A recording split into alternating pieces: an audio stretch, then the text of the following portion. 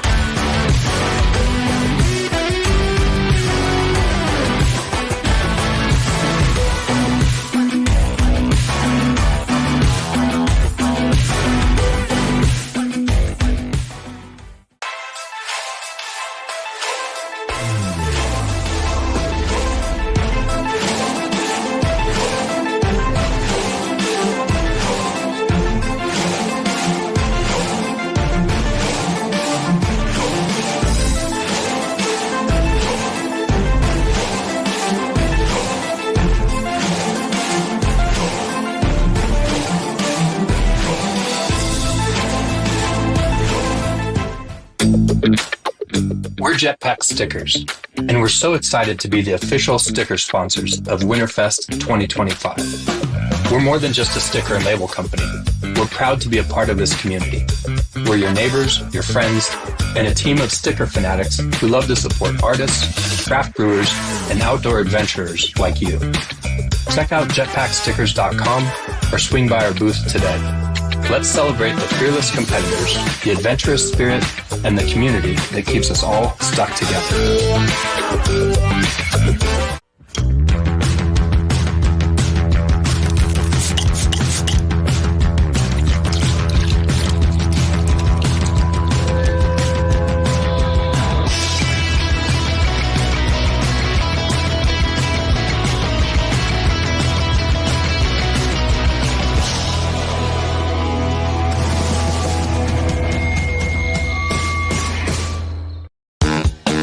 When you come to Longmont, it's easy to see the beautiful Colorado outdoors, the parks, the trails, all set against a Rocky Mountain backdrop. But there's so much more to find, like a vibrant downtown, or a museum that's hosted exhibits from Picasso to Lego, or community-owned utilities that include reliable power, abundant water, and Next-Light fiber internet, repeatedly recognized as one of the fastest services in the nation. So whether you prefer to spend time making a splash, hanging at the festivals, or on the trails, we think that you'll find Longmont has it all. Longmont, come for the outdoors, stay for, well, everything.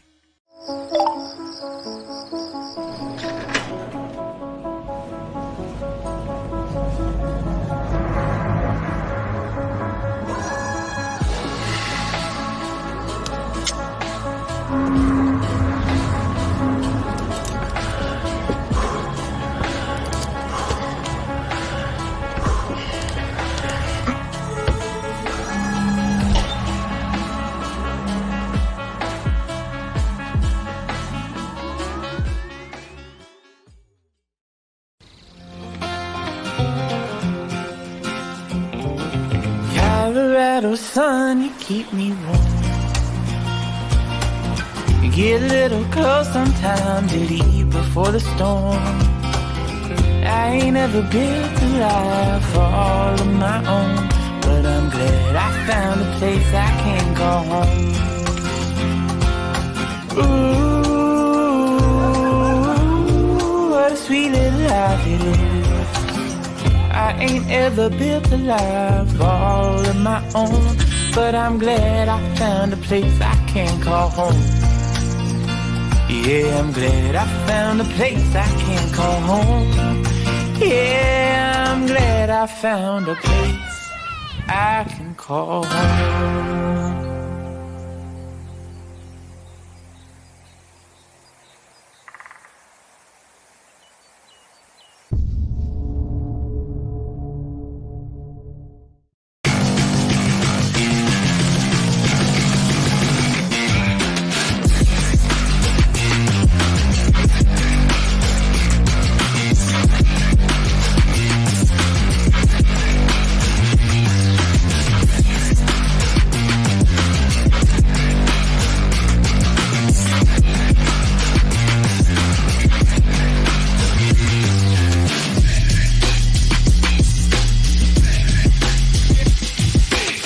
The UIAA has moved continents. We're now in America, and the city of Longmont is hosting its first ever World Cup. A change of continent means a change of rules, and we return to the dual format that we first saw in Korea at the start of the season. Some big nations have smaller teams here, including the Koreans, and the Iranian team aren't in America, and therefore things might be open at the top of the leaderboard. Last week in France, Selene Nyamadou took another gold medal, the Mongolian athlete in her breakout season, and her teammate Mandikamba Chulumbata took a gold medal, leaving it really late, his final run enough to secure that title. What's going to happen in America? Let's find out. Well, welcome to Longmont, and we are excited to be here because this is the first time the UIAA has visited this city just outside of Boulder, about an hour from Denver, and we are here to find the fastest ice athletes in the world because, as usual with a two-day event, we are kicking off with speed. This is the world standings. Mohammad Reza Safdarian in the lead, but not here at this competition. That 2:55 in danger from Mandikamba, as I said at the beginning. He won in France, a fantastic performance from him, and he's well within touch of that gold medal position, but he's already in the top three. And then Mosin after that, another gentleman who will not be here. Keep an eye on the Mongolians. The Korean team has a few less athletes at this World Cup, but the Samuel Serret down there in sixth, one of the hometown favourites. And I've actually got to check my start list, see if he's even competing. I've got to check that out, but we'll find out. Yes, he is competing, so he might be one. And for the women, only 8 have made it through to this stage due to there being less. Selene on an absolute roll at the moment. So many gold medals to her name in 2025. And out in front with 280 points, Catalina Shirley, hometown hero in second. The USA athlete will be giving her everything with that 2-3-1. And then in touch, last year's overall winner and world champion, Aneta Luchecka. Hasn't had the best season, one podium so far for the speed, but she's certainly one to watch for the rest of the competition, as is Olga Kosek-Liebek. Suki Lee, maybe slightly less experienced, but another Beck down at the bottom in 7th. Lorena and Vivian Labrielle will make up our top 8. That's how things stand at the moment. And it's time to introduce my co-commentator here. So joining me once again after our session in Korea, Pete, how you doing, sir? Hi, Matt. How you doing? I'm happy to be back here. It's unfortunate that I didn't qualify, but opens an opportunity to get into broadcasting. Well, it's great to have you here with us. We're looking at the start lists now. These are the athletes who made it through to this stage. I said earlier, 16 men, 8 women through to this round of the competition. Earlier on today, we had the qualifying for the speed and the qualifying for the lead competition as well. And that lead comp will take place tomorrow, 10 a.m. Longmont time. I've got no idea where in America that time zone is, but I'm sure you can Google it. It's I never know with that kind of stuff. It's Central Coast or whatever it is. So this is the start list. Nice to see Dennis up there. He's made a final, and Samuel Serra, as I said earlier, he will be fighting in front of his home crowd, as will Matthew Durham down in 16th. Good to see him make it into tonight's finals. So this is the men. And we are starting off with the men straight away here. So, Pete, tell me, you've been on this ice. Yeah, not the thickest ice in the world. No, it's layered, so it breaks a lot. In the first run of the girls, most of them were falling down, and I took a fall because it's so brittle and hard. They have So Jorge on the right, Curlin on the left. You're screaming, Curlin immediately exploding off the bottom. Super annoyed at that one. Didn't even manage to pull on. That means George has got to keep things nice and slow through this first section, because if he falls, he could be in trouble. Oh, he nearly did fall at the top. Yeah, such a disappointment, though, from Curlin there. Well, Jorge, of course, I speak Spanish as well. And he asked me if we can say hello to his fellows. Un saludo a toda la comunidad española que está viendo la final de velocidad en hielo. Yeah, so because I speak Spanish, I always talk with the Spanish team when we're competing abroad. And yeah, Jorge was very worried about this final. I had a pep talk with him before, and I'm happy for him. Like, you can see his face right now. Yeah, so he is underway. Now, let me explain the rules on this one. So he has to climb again. If he falls off, this round will be reset. If he doesn't, he progresses. So all he has to do is stay on the wall. But that is easier said than done on this one. Yeah. And you can see he will be going very slowly at the moment.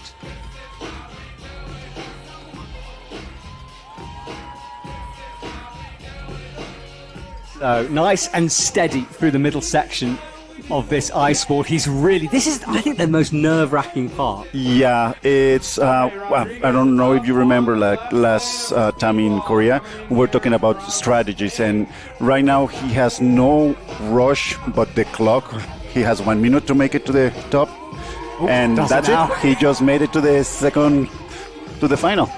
Look at the celebration from him. Yeah. He's done enough. The heart goes out to Curlin, who fell right at the very bottom. You've got to be so careful on this ice. Okay, so he is down. The men, we will reset for the next round. We have We have Linus Beck versus Ottegyemba up next. Mongolia versus Liechtenstein. The two athletes will swap themselves around. So, Pete, tell me a little bit about Longmont, because our first time here, it's a cool city so far. Yeah, well, I was here back in the day, probably before many of the competitors were born. I was here in '96 when snowboarding was not allowed, and I had a snowboard. So snowboarding wasn't allowed? It was no, banned. It was not that long ago. So it's nice to be back, but everything is new for me right now. Like, being away for so long that all has changed. Okay, so on the left-hand side of your screen, we've got Linus Beck, and then on the right, we have the Mongolian athlete, Yaba, as we wait for starters' orders. Attention, go! Wow, it's another early fall there. That left lane proving so difficult. Oh. And it's another early fall. Now he just needs to keep it together through this section. Yeah, the climber's left lane tends to be more sketchy, more brittle than the climber's right lane. So sometimes it's where you place your tool, how you pull or how you push with your legs. So it's a luck, and especially with the fifis and crampons that you don't know where you're putting them, and you just need to go with the flow and get in the mood. Absolutely. Well, we go again. Remember, all he has to do is keep it together for one run here. He's to get the top within a minute, but he just needs to finish it. Hello to YouTube, by the way. We've got some of our regulars here. Jory Van Dorp is out and about. He's enjoying the Spanish from earlier on. We've got Levi Thompson, who's having a little chat. And I know a lot of people in Europe. I think it's about 2:30 a.m. if you're in Europe at the moment, so it's tricky.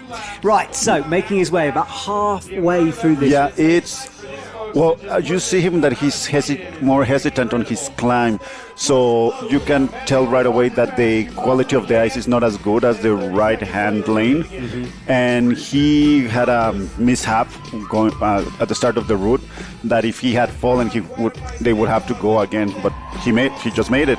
That's great for him. We are seeing some challenging conditions out there for the ice. It has been farmed overnight, but it's a little bit thin at the moment, which makes it exciting. And for those of you who have noticed the auto belay set up here, one lane on the right has the auto belay, the left has a normal top rope, and that is because of a technical incident with the auto belay, and we've reverted back to old school methods on the left. Yeah.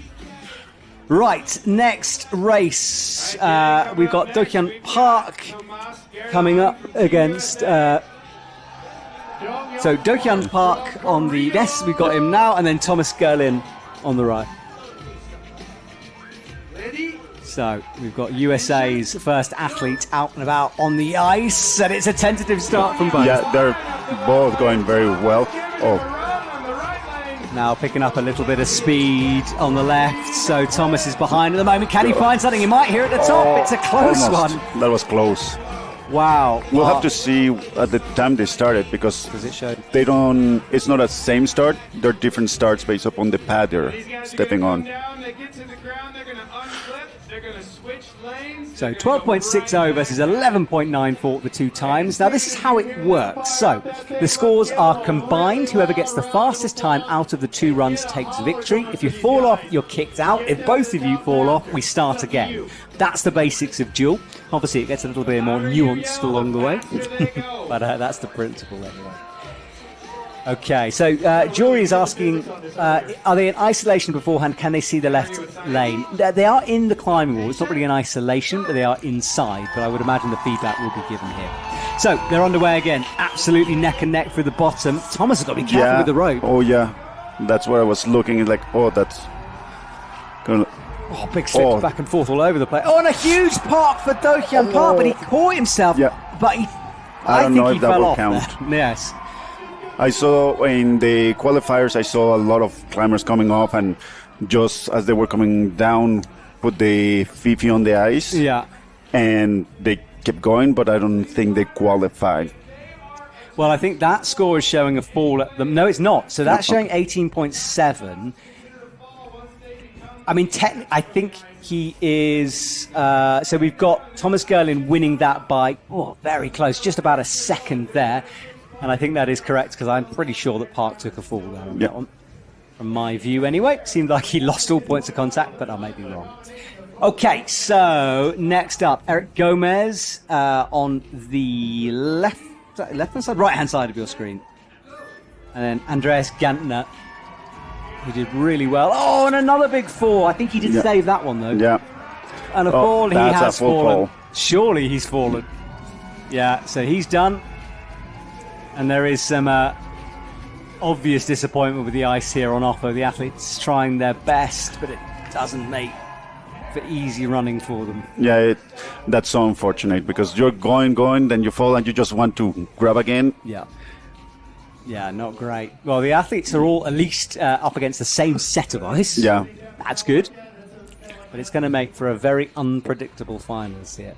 But this is something that probably people at home don't understand. The ice is constantly changing, and every time they climb is a different route. So it might look the same, but you have a lot of different features. Some features break, some features are made. So it's not the same that the other person climbed before. So you need to have your own strategy, your own technique to go up. Eric nearly falling there. He's got to complete this without falling, remember, as we reset. And it looks like his left boot's come undone as well. No, he had it like that. He forgot to strap it. Okay. He forgot to strap it. I think so. Right. Eric? Because that's a strap that goes around the, exactly, the ankle. Yeah. Well, Eric completes his run with no drama eventually on the top half. They are done. Eric will progress to the next round. And it is a knockout format, this, so whichever athlete of the pair gets knocked out, their comp is done until we get to the small final and big final races. Okay, so about halfway through here, and we've got Mandy Kamba last week's, is it last week? 2 weeks. 2.5 weeks. Long time. Yeah. He is up next on the left-hand side, and Wilson Whitley on the right from the USA. And if we've got our USA people watching on YouTube, please give us a shout-out. Who are you supporting? Masha X says, the first time I've heard of speed ice climbing. Well, welcome to the sport. It's a good one. It's like they were saying today during the qualifiers. It's when your mom told you not to run with scissors. Well, it's very much, but just going up. I like that analogy. That's very good. My mom told me that, and she just gave up. She was just like, don't hurt yourself. Yeah. That's it. My mom told me a lot of stuff. She gave up as well. Okay, so Wilson Whitley on the right, in the red. Mandy Kamba smacks in that left Fifi into a hole. He's got to be so careful. We've seen quite a few rip out here. Yeah. All right, so here we go, and it's clean for both of them. But you can just see Mandy Akbar with that nice left-right. Yeah. Wilson now speeding up. He slips. Oh, it's full drama here, but a big stretch up, and that's job done on the left-hand side. Can Wilson finish things off? He can. So, first race. People are asking about the temperature. Yeah, it was very, very warm. I was in a T-shirt at one point. It was that warm. So that will have obviously we Canadians were roasting. Like, wearing T-shirts. Hey, listen, I live in Chamonix. I'm used to this. I'm with you. So there was, during runs, Dennis van der Steen, Dennis Van Hoek, sorry, he just went to the ice wall and put his back on it to cool off. Oh, wow. There we go. Well, there's 4 seconds difference between these two at the moment, so Wilson Whitley needs to have a big score here, and he's behind at the moment as we hit the halfway mark. Can Mandy Kamba keep it together? He's looking good at the moment. I think Wilson's still now he's fallen, but I think that's it regardless here. So Wilson will be knocked out of this round. Because with the camera it looked like he fell, but then he kept going, so... Yeah. Well, we'll let you know if any judges... tell us anything? Oh, yeah. 19.12. Yeah, so not bad. I think he did. Yeah. And we look at the consistency, though. 10 seconds. Both of them are early an athlete down there. It's good stuff. Right, everyone. Samuel Serra is in the house. A big favourite on YouTube, I know. So please send your support. I think his mum, who has been commentating regularly throughout the season, I think she's in the audience. Which is a bit of a shame, because I miss her. I haven't met her. I haven't either. I talk a lot with Sam and the US team. Mm-hmm. But no, and I have met everybody's parents, well, the US parents. All right, so Sam is on the right-hand side, and then from Poland, Jan is on the left in the red and white of Poland. He was one of the unfortunate members of Team Poland who had all of his stuff lost in a fire in Chamonix. Sam, look at this. Full commitment from the USA athlete. Bit of a slip there, though, in the bottom. But he saved it. Keeps going, hits that timing pad, and we'll wait for his time. So it's going to be, let's wait and see for the scores to be updated. It's going to be fairly close. 8.6. So an 11.25 for Jan, and Sam's time 8.65. So Sam flying out there. That's the fastest time so far, I think. The fastest time today on the male was 7.9. In qualifiers. Yeah. So that's the fastest of the finals here tonight. So, Sam, perfect start for him, but the left lane is dodgy, as we know, so he's got to keep it together here. So, both athletes look up. They'll make careful of that first Fifi. Make sure it's planted in the ice. Okay, no full starts in this new round of speed. They pretty much started at the same time. Sam Serra is keeping it together. It doesn't matter if it's a bit slower than before. He's so far in the lead, and that should be enough for Sam Serra. He will move forward. The deficit was just too big, that 4 seconds to make up. Sorry, 3 and a bit seconds. So we see now Sam slower on the left-hand lane, but I think still quicker than Jan. And we'll just wait for confirmation of that. Hasn't been updated yet, but we're pretty sure we know what those results are.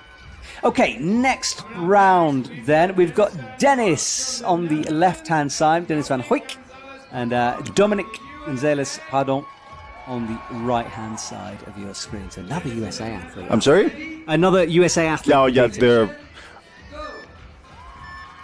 And look at the power from Dominic there on the right. Super quick as he found some pace. Dennis, though, coming back at him now. Now it's a chance for Dennis. Somehow Dominic saves it. He's got to go again. Dennis, though, slow and steady and eventually a quicker time. Wow, just a note here, we have seen so many U.S. competitors because as a host country, their athlete quota is 9 instead of 6. So and that's what's going to happen in Edmonton for us Canadians. We're going to have 9 people per category, so that increases the chances of a so you can bring better a nice result. Big team, hope to get some podiums. Okay, so we will swap over. So Dennis on the right-hand side, much taller athlete as you can see, and Dominic with a little bit of work to do to catch up here. Dennis was a 13 and Dominic was a 15. So if Dennis can keep this together, remember it's not a race, it's based on time, but we can of course have an idea of where they're at with the race. And at the moment Dominic is ahead. Will it be quick enough though? I don't know if it will, you know. We'll have to wait and see for the scores to be updated. And whose name is going to turn green on my list here. And I think it's going to be, it's going to be Dominic. Now, this is interesting. According to my scores, that's a 27 absolutely dead. And Dominic is given the green light. But probably it's on the... yes, the decimal places that we can't see. Yeah. Exactly. So we only see centesimal. There's a third decimal, isn't there? Which we can't see. So Dominic squeaks through about as close as you can get there. Okay, so David Buffard, my country fellow. Right. Of course, I'm cheering for him. Of course, you're allowed to. And Matthew Durham on the left. You can tell me all about David's secrets in a minute, but he is ahead at the moment. Driving his way from right to left. Matthew slips. He is done, I think. Unless he saved it off camera. David has a very particular climbing style. He's very smooth, like very methodic, like he knows where he's going, which is what helps him to keep that pace. He's not super fast, but he keeps the same speed all the way up. And is that something he works on in training, that consistency? Yeah. Okay, so David Buffard then will go by himself on the left. We all know how scary this is. If he falls, we reset. If he doesn't, he wins. Cross your fingers, everyone from Canada and a David supporter. I actually am crossing my fingers as well. That's ridiculous. My fingers are just sweating every time I see climbing. I'm like, I just start sweating. What are you talking about? All right, David underway, and he's big. Ooh. Yeah, he wants to take it smooth. Not risk it. If he can make it less than 1 minute, he goes on to the next qualifier or semi-final. So that's why he's taking it slow without... He's hitting in as well. He's not necessarily just hooking with that right. But the thing is, probably many of the holes, the good holes made by other climbers are blown away. So, and he doesn't want to make a mistake and have to go again. Yeah, exactly. You don't want to avoid that. You've basically been given a bye. You don't want to mess it up, do you? Right, well, that should be it for our first round of the men. And if you want to check out the live results, you can go to results.uiaa if you want to follow along like that. But we will, meanwhile, move on to the women's side of things. 8 athletes getting through to this stage of the competition. As the men just get some confirmation there, I think. Yeah, the beauty of speed ice is not how fast you are or how strong you are, but that you finish. That's the main goal. Just don't finish, and we have seen here in the first run between Jorge that he just qualified and he was not the fastest. If I'm going to quote that famous quote, I'd say, you've got to finish. You've got to finish first. You've got to finish. There we go. Got it out eventually. So, yes, you are correct. Right, that is Team USA standing around in the back. Jackets, they've been hosting us. And a lot of the climbers climbing at the Ice Coop, which is in Boulder. Yeah, we Canadians were there yesterday. Such an amazing place. And, of course, all the hosts are great people. And it's an amazing venue to train. Like, they have halls from all over the world. It was interesting to see one of our local producers, John Blackwood, who's also part of the team. He makes these cast iron holes that are so awful. And when I saw it, like, oh, I know how to grab that hole. Are you talking about the fresh air holes? Those no, ones, not the ones that they're on this lead wall. It's just kind of hexagonal. Yeah. That is just iron. Okay. And you just Sounds put terrible. your tool, and if you don't pull in the right way, you just go flying. Well, we're seeing Sam Serra here sharpen his feet. And look, while we have a little pause here, I just want to shout out some of our main sponsors that are coming through. So, Camp, City of Longmont are also putting money towards this. Oh, hang on, we've got a rerun here because of the exact tie. Apparently it was an exact tie, according to our organizer, so they will go again. How incredible is that? Oh, nice. Unbelievable. The first time I see this. Right, so this is Dennis and who was it? And Dominic. And Dominic running again. Unbelievable, neck and neck tie. I've seen it in IFSC speed climbing twice, but never in ice climbing, so pretty cool. Dominic takes that win. And you've got to say, I mean, this is where the element of luck starts to come into ice speed climbing. Yeah. Dennis won it, or was looking faster to start with. Dominic came back, and now we're suddenly seeing Dominic on top. Well, and Dennis is larger than life. Yes. When we were yesterday at the Ice Coop in Boulder, Colorado, he has the longest arm span. And Aneta, that is going to be competing on speed later, she has the shortest. Yes. I end up being the third one. Third shortest or longest? No, third longest. Okay. Which is good and bad, but I think you said a few years back that you work with what you have. Exactly. It's not all about size. It's about the reach. So, Dennis really giving it some beans. Nearly slipped then. Oh, and he's gone again. This ice is just a roll of the dice at the moment. It's making it exciting. So brutal. Dominic goes. Oh, my goodness. Oh, this is so intense. Like, yeah, Dennis's feet skid. Who is going to walk away with this? We wait to see the scores and the doors. Some kind of a confirmation for this, please. If they tie, it will be so amazing. Yeah, we might struggle to tell you exactly who's won this one because our system's struggling. Is it raining out there? Is that rain? No, or is that ice? no, it's the ice melting. Wow. I think something. Global warming, everyone. Global warming. So we don't exactly know who's won that one, I will be honest. But one of them will progress, and we'll find out in a minute. Sorry about that. It might be Dennis getting a fist bump. Maybe. Well, No, everybody's getting a fist bump. Yes, but I'm trying to glean clues here from the athlete's reaction. Let's look at body. No, what do we think? I just see everybody confused. Yes, well, So, here too, to be honest. See, Dominic's even replaying Dominic and it. Dennis are confused. Yes. No one knows. Let's make a guess. I mean, it'll get figured out. Maybe we can shout at Dennis and ask him to come in and tell us. I think it is Dennis, Oh, everybody gets a ribbon. But I think Dennis has got the more enthusiastic fist bumps. Yeah. This is how I predict things. Right, I was talking about sponsors before we went again. So yes, Camp is our main gear sponsor here. City of Longmont. Georgia Boys Barbecue, which I've been eating a lot of. I'm full of pork right now. Excellent. Left Hand Brewing. Looks like great beer. I will partake later. Maxim Climbing Ropes, of course, some of the best in the business. Next Light Internet. Lightning fast internet here in Longmont, weirdly. And Visit Longmont, which is very different from City of Longmont. Visit Longmont is encouraging people to come and enjoy the local attractions, City of Longmont is the city itself. And we have some other partners as well. But we should just talk about the Climbing Collective, because this is the gym. Longmont Climbing Collective. They've got a few throughout the country. There's 27,000 square feet of climbing here, and they've got the tallest walls in Colorado with over 60 feet tall. So if you're looking to come and get pumped out of your mind, you know where your next trip needs to be. And of course, the outdoor wall that we're seeing here, plastered in our plywood for the athletes to kick in, that's on the outside of the climbing wall. And if you're sport climbing, you can come here and climb outside as well. They both look confused right now. Yes, well, I think everyone is a little bit confused.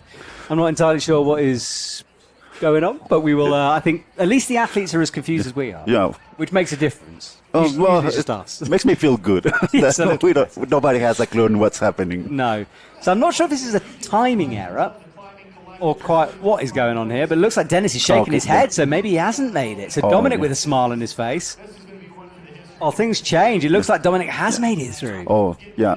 Well, based upon their reaction, that's what I would guess. Yeah, well, I'm actually getting notifications coming on. Apparently that water falling was actually a bit of a problem because it's from one of the pipes that has just burst. So we might have a little bit of a delay here. I did think that rain was more than just melting ice. It was, indeed. So we have... might be able to see if we can find that for you, because apparently on the wall we've got a bit of a leak going on, which is an issue. So that will hopefully be patched up. You hope, otherwise it's going to be a very wet speed finals. Well, it makes like regular ice climbing in the spring. Yeah. It won't be the first time or the last time I climb and I get a shower for free. No, this is why I don't climb ice climbing very much, because I just don't like getting wet and cold. That's why you bring extra clothes. Yes, but yes, that's true. And always investing in good clothing. Uh-huh. I have seen people that go to the mountains in winter with cotton, and it's like, dude, like, no, you're going to freeze to death if you get wet. Like, oh, but it's warm, like right now. Yeah. But if you fall, and as an example, I have tripped while walking to a crag or a nice climbing crag, or coming back to the car, and there are holes in the ice, and you just fall down and you're soaking wet. So you need to speed up, get back to the car, and change into the dry clothes you have there. Exactly. Well, this is our ice wall we're looking at. I'm trying to spot this leak. Where's the leak? You could see the water falling before. It doesn't look as bad now. Yeah, you can see there all those pipes. Mm-hmm. So those go behind the ice to keep it frozen. But it's, I don't know, I think it's somewhere on the top. Well, the thing is, the ice is so thin, he might have gone through the ice and gone into a pipe up there. Could be. So I'm not too sure, but from what I see, the ice looks like it's stopped falling, which is good news, I guess. I think they probably just turned the tap off. Maybe. All right, YouTube, well, we have a brief delay. Let's do some shout-outs. Hello to Mr. S. Great name. Who's just commenting woohoo braha. Yes, very nice. Jory Van Dorp, of course, supporting Dennis. I think another gentleman from the Netherlands. Oh, you got some props here. Marcus saying, nice, Pedro, excellent narrative. Of course, it's my brother. That's your brother, okay. Yeah. Hello, baby brother. Marcus, could you be far ruder, please, about Pete? Come on, we're some brotherly rivalry here. I don't want to hear niceness going on.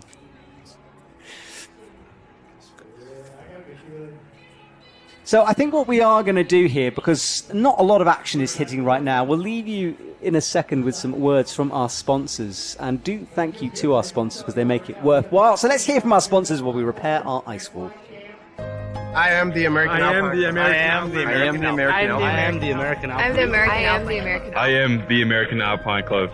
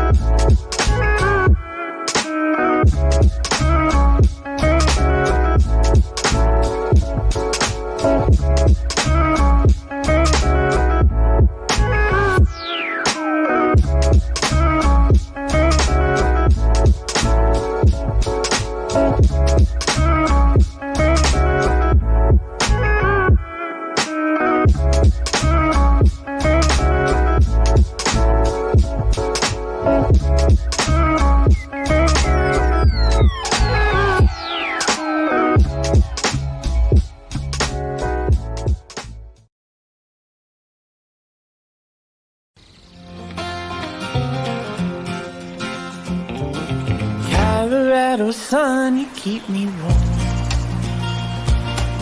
You get a little cold sometimes, you leave before the storm. I ain't ever built a life all of my own, but I'm glad I found a place I can call home. Ooh, what a sweet little life it is. I ain't ever built a life all of my own, but I'm glad I found a place I can call home.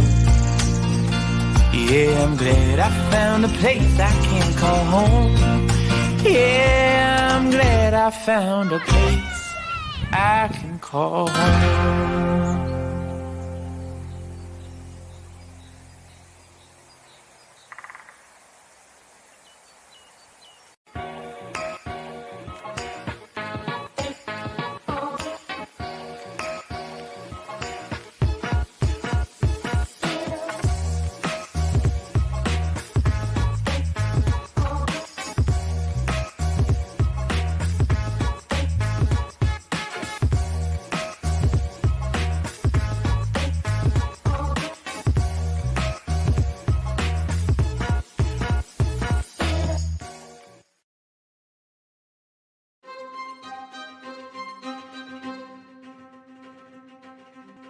The sport of competitive ice climbing, fundamentally, is sport climbing with deadly weapons. I don't know, there's something about it that makes us keep coming back. It's a sport. Sport's brutal. The whole point in sport is that someone wins and someone loses. Oh, she's in real trouble here. Look at the effort on her face. Shaking. Hits it and misses. If you can win the lottery and how lucky you can be to win the lottery, I had exactly the opposite this week. That's going to be gold. What a moment. Again, using it a shot. Oh my goodness. I should. No! My fingers weren't crossed hard enough. I had my very, very first podium place on the World Cup.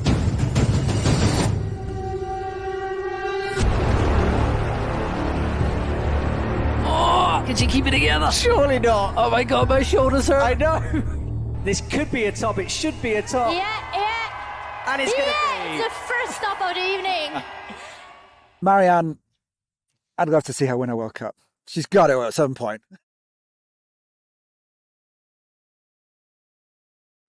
Well, what a documentary that is. That is On Thin Ice. 5 episodes to watch for free, made by our incredibly talented Tech Native team. They followed all of the athletes last year, and you can watch those 5 episodes on the UIAA channel.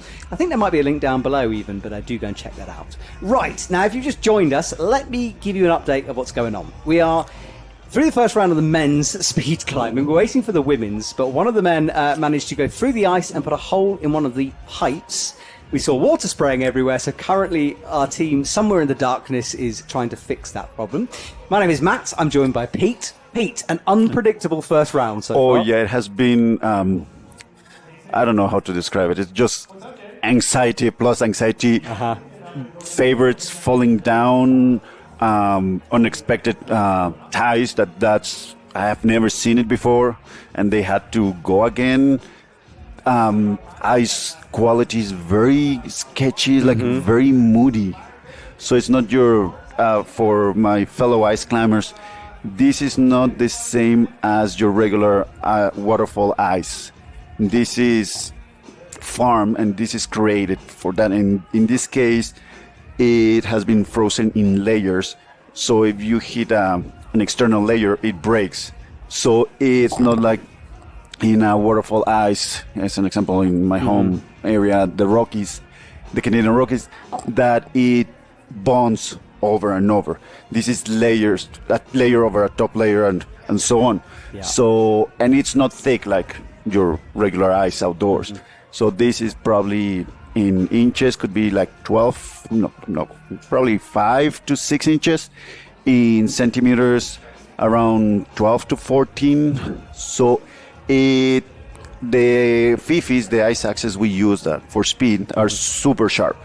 So it will go through.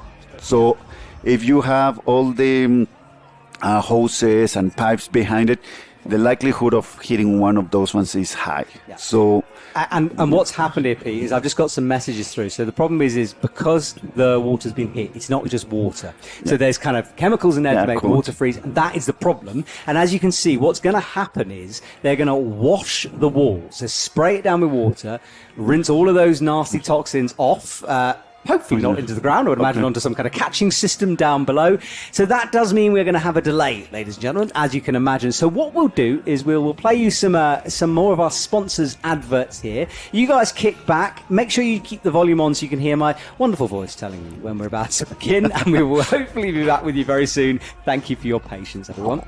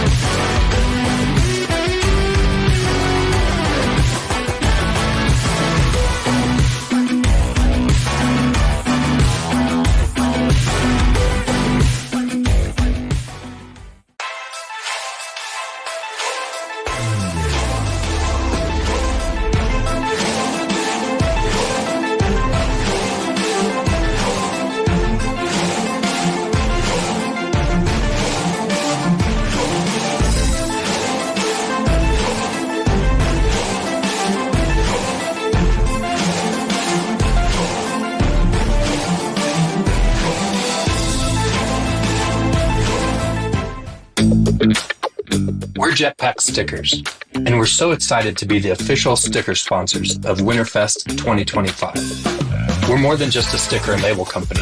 We're proud to be a part of this community. We're your neighbors, your friends, and a team of sticker fanatics who love to support artists, craft brewers, and outdoor adventurers like you. Check out jetpackstickers.com or swing by our booth today.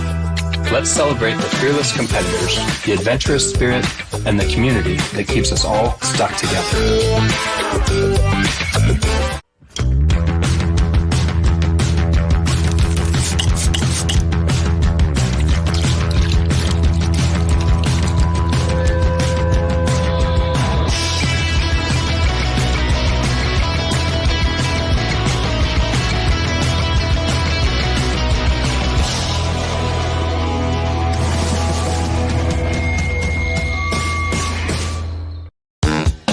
When you come to Longmont, it's easy to see the beautiful Colorado outdoors, the parks, the trails, all set against a Rocky Mountain backdrop.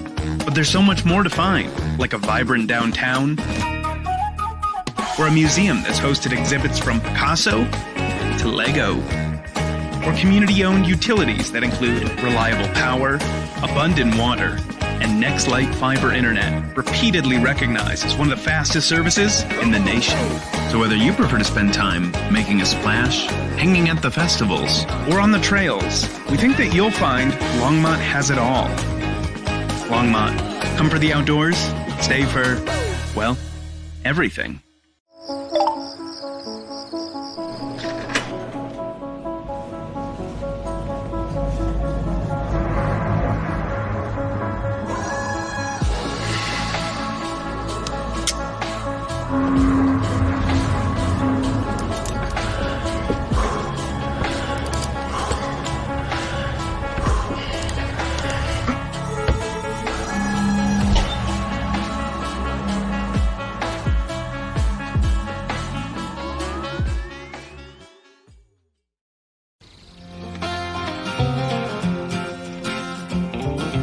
Colorado sun, you keep me warm. You get a little close sometimes, you leave before the storm. I ain't ever built a life all of my own, but I'm glad I found a place I can call home. Ooh, what a sweet little life it is. I ain't ever built a life all of my own, but I'm glad I found a place I can call home. Yeah, I'm glad I found a place I can call home. Yeah, I'm glad I found a place I can call home.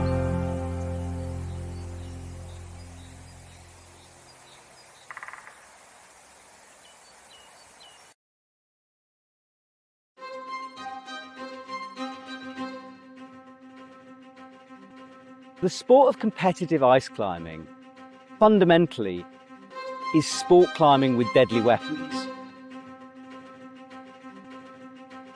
I don't know, there's something about it that makes us keep coming back. It's a sport. Sport's brutal. The whole point in sport is that someone wins and someone loses. Oh, she's in real trouble here. Look at the effort on her face. Shaking.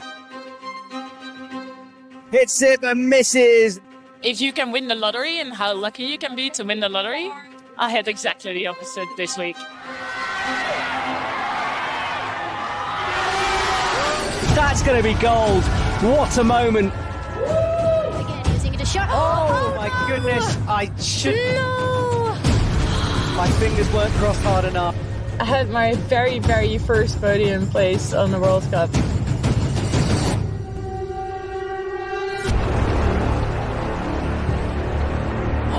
Can she keep it together? Surely not. Oh my God, my shoulders hurt. I know. This could be a top. It should be a top. Yeah. And it's going to be. It's the first stop of the evening. Marianne, I'd love to see her win a World Cup. She's got to at some point.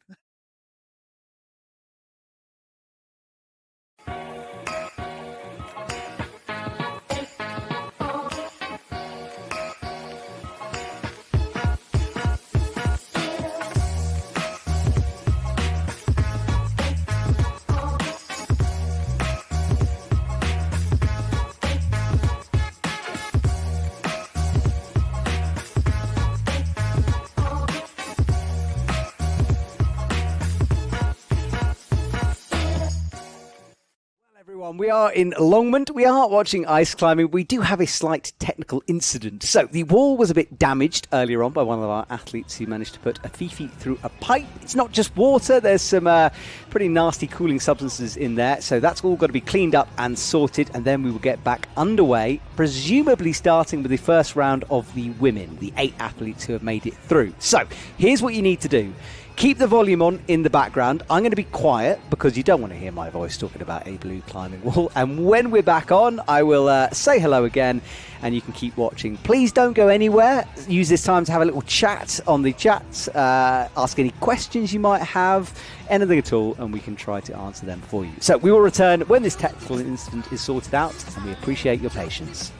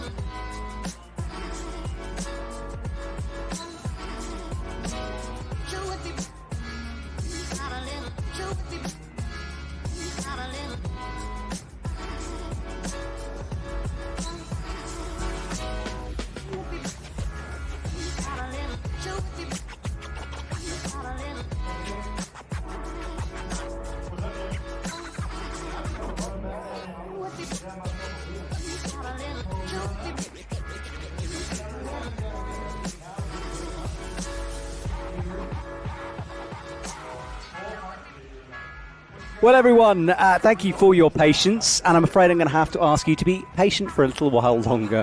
We are attempting to sort the problems that have come at us here this evening. The athletes, of course, are giving their absolute all for you watching at home, so please don't leave us, but just wait a little bit longer. I promise you'll be worth the wait. We'll be back as soon as we can for the second half of this speed finals, so hold tight, everyone. I'll see you in a bit.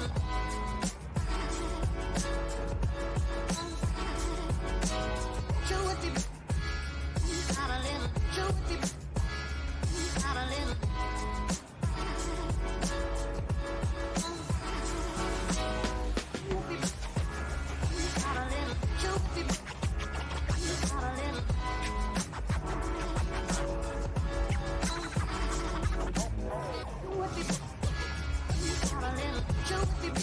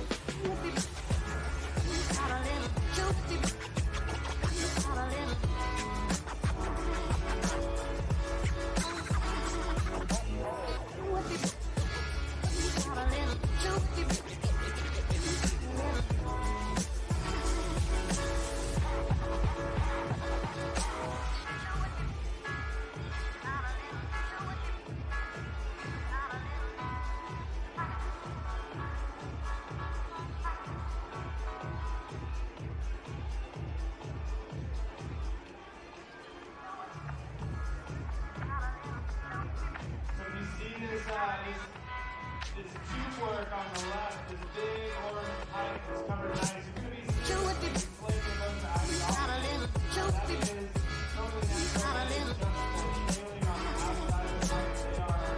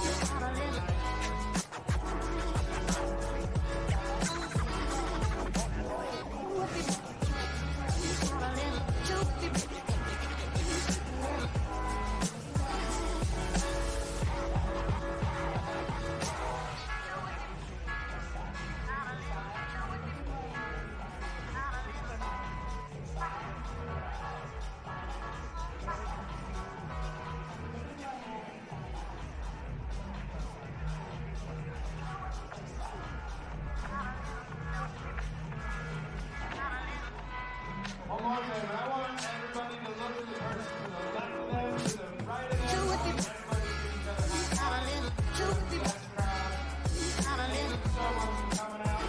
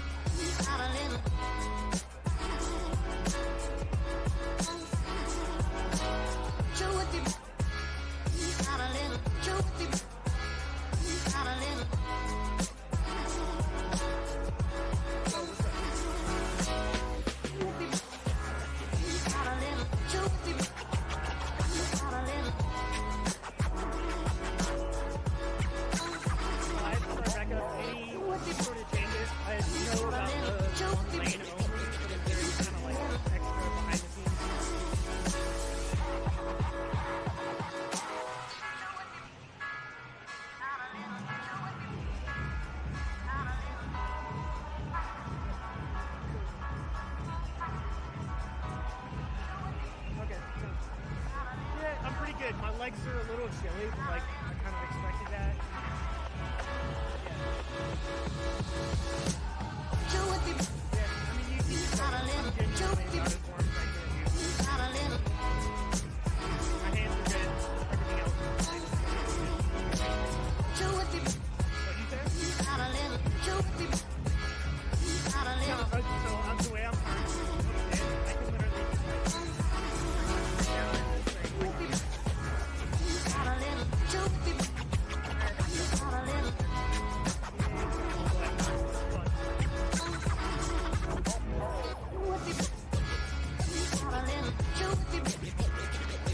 Well, everyone, let me tell you what's going on. So we are having issues with the wall itself, which managed to spring a leak on the right-hand side. So what we are going to do is change the format of this competition. We're going to move from a dual system into a timed run, a bit like in Sassevay and Chambéry. So each athlete will get 3 runs each. The best time will be the winner. Of course, we have our podiums as well. And from what I understand, although this might have changed, we are resetting the men's competition. So 16 athletes will run, and of course the 8 female athletes who have yet to go, they will be going as well. So change of format. We are attempting to get things sorted. Obviously, this requires a little bit of a rejig in terms of the technical systems, which is being done right now. So stick with us. Thank you so much for your patience, and we'll return as soon as possible.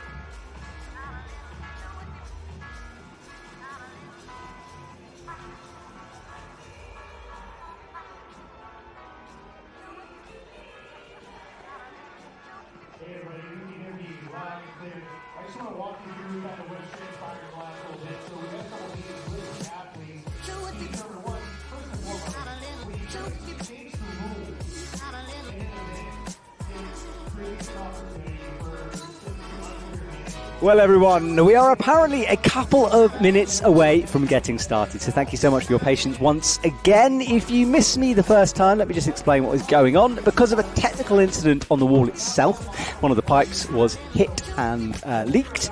We are resetting the competition a little bit. So we will just use one side of our speed wall, the left-hand side, and we will go back to the traditional format seen in the last couple of comps, where each athlete gets 3 runs. The best run will progress them hopefully onto the podium. Obviously the fastest time is the winner. We're going to restart the men's competition. All 16 men will run from the beginning, but we will be starting with the women's side of things, so 8 athletes making it through due to less athletes competing. The more I speak, the more complicated it gets. Hopefully you're with us. I've got Pete in the commentary box, but we will return. And Pete, how are you doing?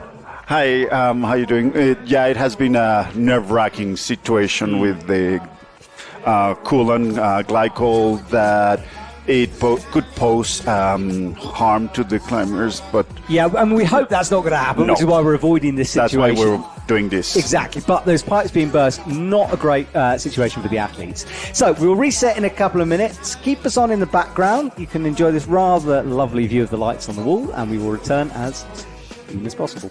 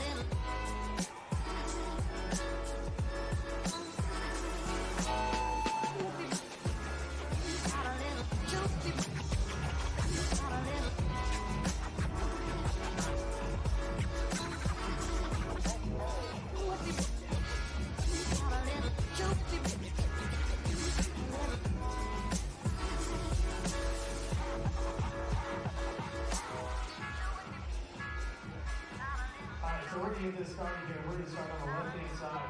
We just received the lane A running lane, and we've got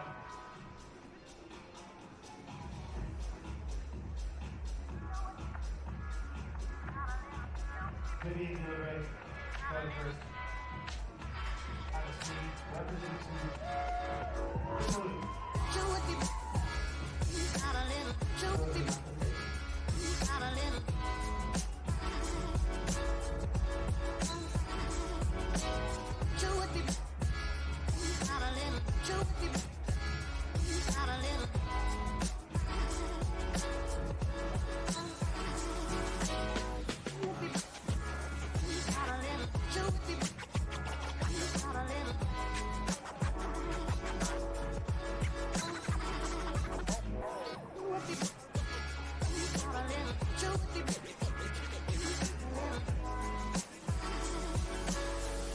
Well, everyone, thank you so much for your patience. We are back. We're in action, and we have our first of our athletes for the women out onto the stage right now. So, Vivian Labrielle. And if you've missed my explanation throughout this competition, technical incidences have mean we've changed the format. So, each athlete gets 3 runs. The best time will move forward. And I'm joined here with Pete. How are you doing, Pete? Hi, I'm doing fine. It has been a very intense competition, like unexpected things happening all the time. Exactly. But it's all about the athletes. We want to see how they perform. And Vivian looks down at the ice. Now, this is where I find it fascinating because the psychological strength here from the athletes has got to be so good. You know, it's an hour and a half break for some of these. They thought they were going to go. Now they have to. This is tough. So Vivian looks up and she's underway, the first of the women to run on just the left lane. And if you join us early, you'll know the ice is not very good, which does make for exciting runs. You never know when they might fall off. Well, it's kind of, I won't call it Russian roulette, but it's just throw. If you're lucky, you keep going. We saw a lot of people falling, especially on that lane when... Was that Vivian. A fall there or was that a top? That's a top. Top, okay. Yeah. Now, you can see down on the bottom right of your screen here, we've got 3 runs. That will be filled up, we hope, if the timing system is working, so we'll be able to find out where.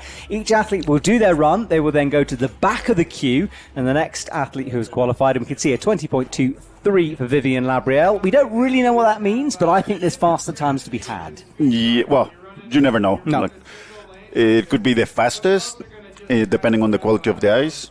It could be the slowest, so it depends on how the ice changes every climber that goes by, what they're going to do to the ice and how it's evolving.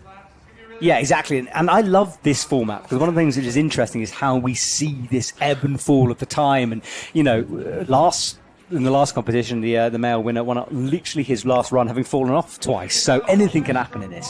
Right, Isabel Kopek is underway for Poland. Has a little look. The timing pad, I think, is causing some issues here. We don't want any more technicals. Okay, we've got a flashing light. I think that's a good thing. Okay, so here we go.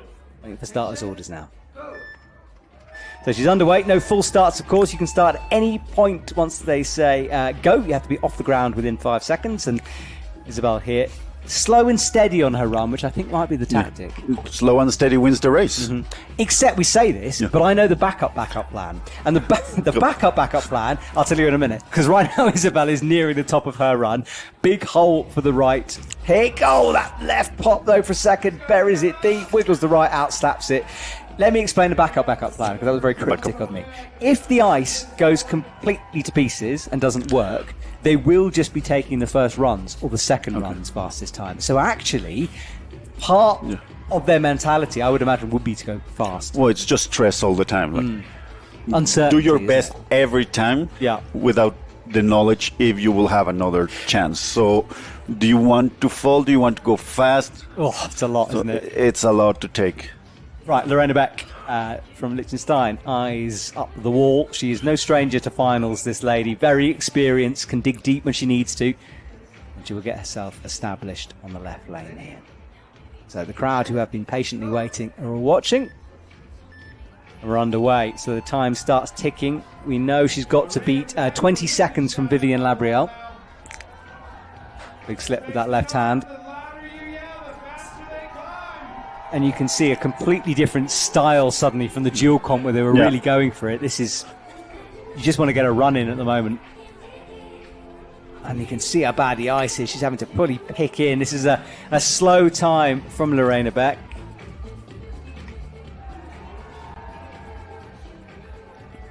So Lorena down. Bit of a shake of her head here as she goes back. Has a look down and checks the time here. We'll let you know when we can. Here we go. It's about to be updated. It's about 30 seconds you can see there on the clock. So a good 3 seconds slower than Isabella there.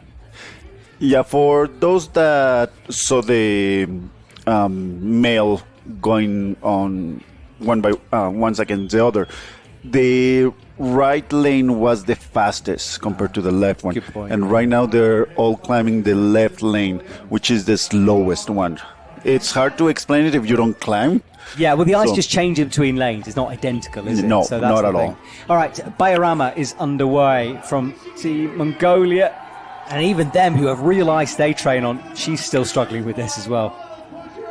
Real tough conditions out there. It's been warm during the day. But actually what is good is there's not the huge amounts of sprays of ice we were seeing in the dual formats. Maybe the ice will survive. Well, it looks like it's holding more. When we were competing this afternoon, when you look at the wall, the right side was towards the sun. So that's why it got faster. It got more picked out. That's the expression when you make the hole with your axis. So that makes it faster because you have somewhere to place right away. And the left side, the one that they're climbing right now, didn't get that much sun exposure or UV rays. So it stayed more smooth. So when the ice is smooth, it makes it harder for you to place your Fifi, or in this case, the speed ice axis on. Yeah, exactly. And I want to bring something up because people have been asking. If you're worried about puncturing the pipes on the left, don't worry, they switched the system off now. Yeah. So we can't puncture any more lanes. We're all good. No, we're safe. Yes, exactly. Right, Olga Kosek. Now, this lady is more than capable of winning this competition, but she's struggling down low on this very hard ice. And we can see there is a clock for the athletes. We're struggling a little bit with the signal, but I'll let you know as soon as I can what kind of times we're looking at. Fastest so far is 20.22, so that's what she needs to beat. I think she's slower, and she's fallen. Super slow from her, obviously. So unlucky for Olga. She's got technically 2 more runs to go, though. So we'll have to wait and see, and we'll wait for the confirmation of that fall, but no time set for Olga. No, that's a shame. Here it is. She was very active in the discussions that were going place. Right, Aneta Luchecka walks out onto the ice, and she's trying to scan for a line through this really tricky ice that she's got to climb here. What I saw on previous climbers is that they're staggering their tools. That is not common at all on speed. On speed, you want to keep your axes away from each other just in case the hole breaks. You want to slash your arm or your hand. So I have seen quite often the climbers staggering. That means one above the other, just on a vertical line. Okay, we'll keep an eye out for this. Aneta waits for starter's orders. She's underway. She's usually fast, but she needs to have an element of caution here as well. But first runs might be important, and this is quick from her down low. Bit of a slip there, but looking in control. That left and right style she has. Bit of a pause as she wiggles in the left axe. And this is suddenly turning on the power for Aneta. She's got to beat 20 seconds. She can't slip, though. She's very close. Stops it. Right, this is going to be close.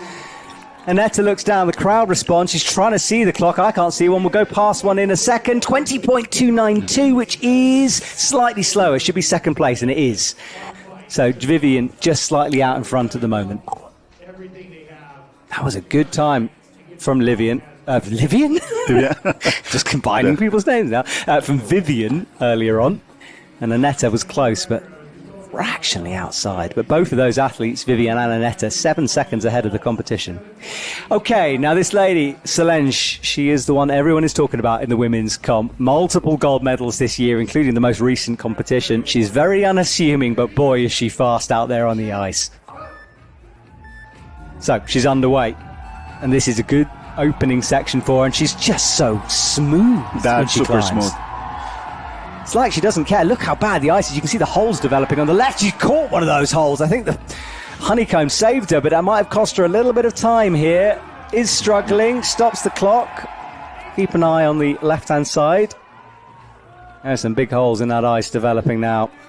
And what is going to be the time? 18! Another 2 seconds gained. Unbelievably smooth from Solange there. Well, we saw the hole in the ice develop. She nearly fell, caught the back of the board, which is obviously not ideal. We want ice. Okay, Catalina Shirley. Now, this lady has been super calm throughout the last couple of days, but she's got a lot of pressure on her shoulders. She's the Boulder local, so about 20 minutes away. Home crowd. Doesn't want to disappoint her fans around the city. Lights turn green. There's a bit of a bobble with that starting pad as she gets ready. Okay. Right, she's underway then. Catalina Shirley, little slip to start things off. She's still powerful, super long legs and arms, driving her through, but that is a slip. Oh, that's a shame. Yes, it is a shame. So Cat Shirley, early on, knocked down here. And that is a bit of a surprise. Qualified in first position for this final. So she will have to reset things here. And we'll go back to the beginning.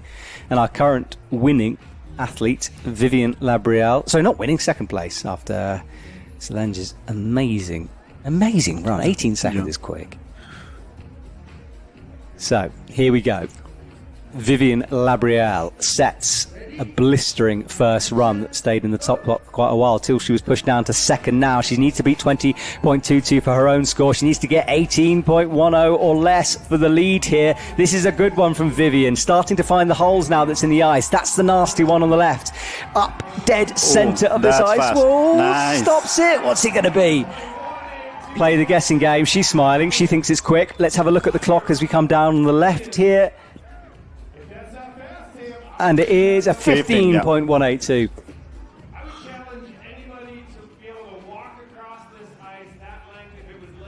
Okay, so what is that score? She moves into the top spot, 15.18, knocking 5 seconds off her time.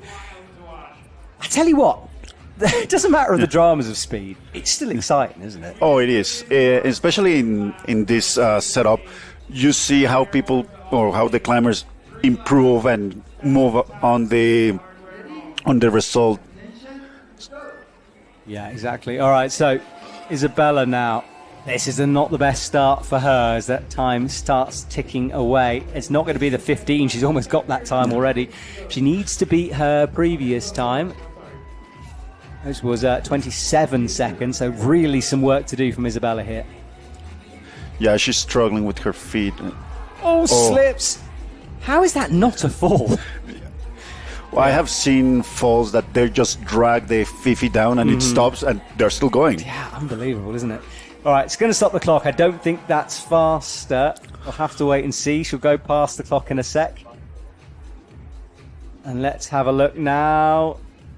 Well, the time was 32, so way slower, in fact, for her. So that 22nd won't be beaten this run. She'll have to reset things. And we move back to Lorena Beck, who had a slow time in the first run. A couple of moments for her. 30.19 was her first run. So Lorena needs to find 15 seconds of improvement there, which is quite a lot. That's a lot. She kind of needs to do it double as fast. So sometimes you need to find your groove and be able to keep a momentum up. I know you're right, but when I said that, that sounded hilarious. Right, we've got our clock back. Thank you guys working hard in the tech team there. Nice one. So we can now keep an eye on the time. It's another slip, though, and this time she is all the way down to the ground. So that time won't count. We move away. Lorena Beck with a fall and only a 30.19 to fall back on. So one last run for her in a minute. Yeah. And a bit like we saw in France recently, the first run might be really important here because the ice deteriorates. We know this. Could also improve. It could improve, yes. If you have more defined holes on the ice, I'm could not be easier. convinced this ice will improve, but we'll see. We'll see. Maybe. It depends on the person. Yeah, true. Okay. Mariama underway now. She had a 36.21 in the first run, so lots of improvement left for her. Our clock gets reset, and I think there might be an issue with the timing pad here because it is just rolling. It's just a night of technical incidences tonight. Back to zero again. Was just to make the night fun. Oh, that's what we're calling it. Oh, that's so fun. Right. So here we go. Green light on now. And she is underway. Right. 15 seconds to go to beat her teammate, Vivian, and her teammate in second place. Bariyama. Good hooks. And as you said, actually, the holes are getting quite big up there, so maybe it'll be easier to spot and hook. Oh, but no, a slip. 17 seconds now. That right axe rips twice. This is going to be a slow one, but can she beat her 36 seconds? I think she should. Although saying that, this final sequence is really hard. Not much ice in there. Going to be 30s. It's a 32, so an improvement, but not quick enough.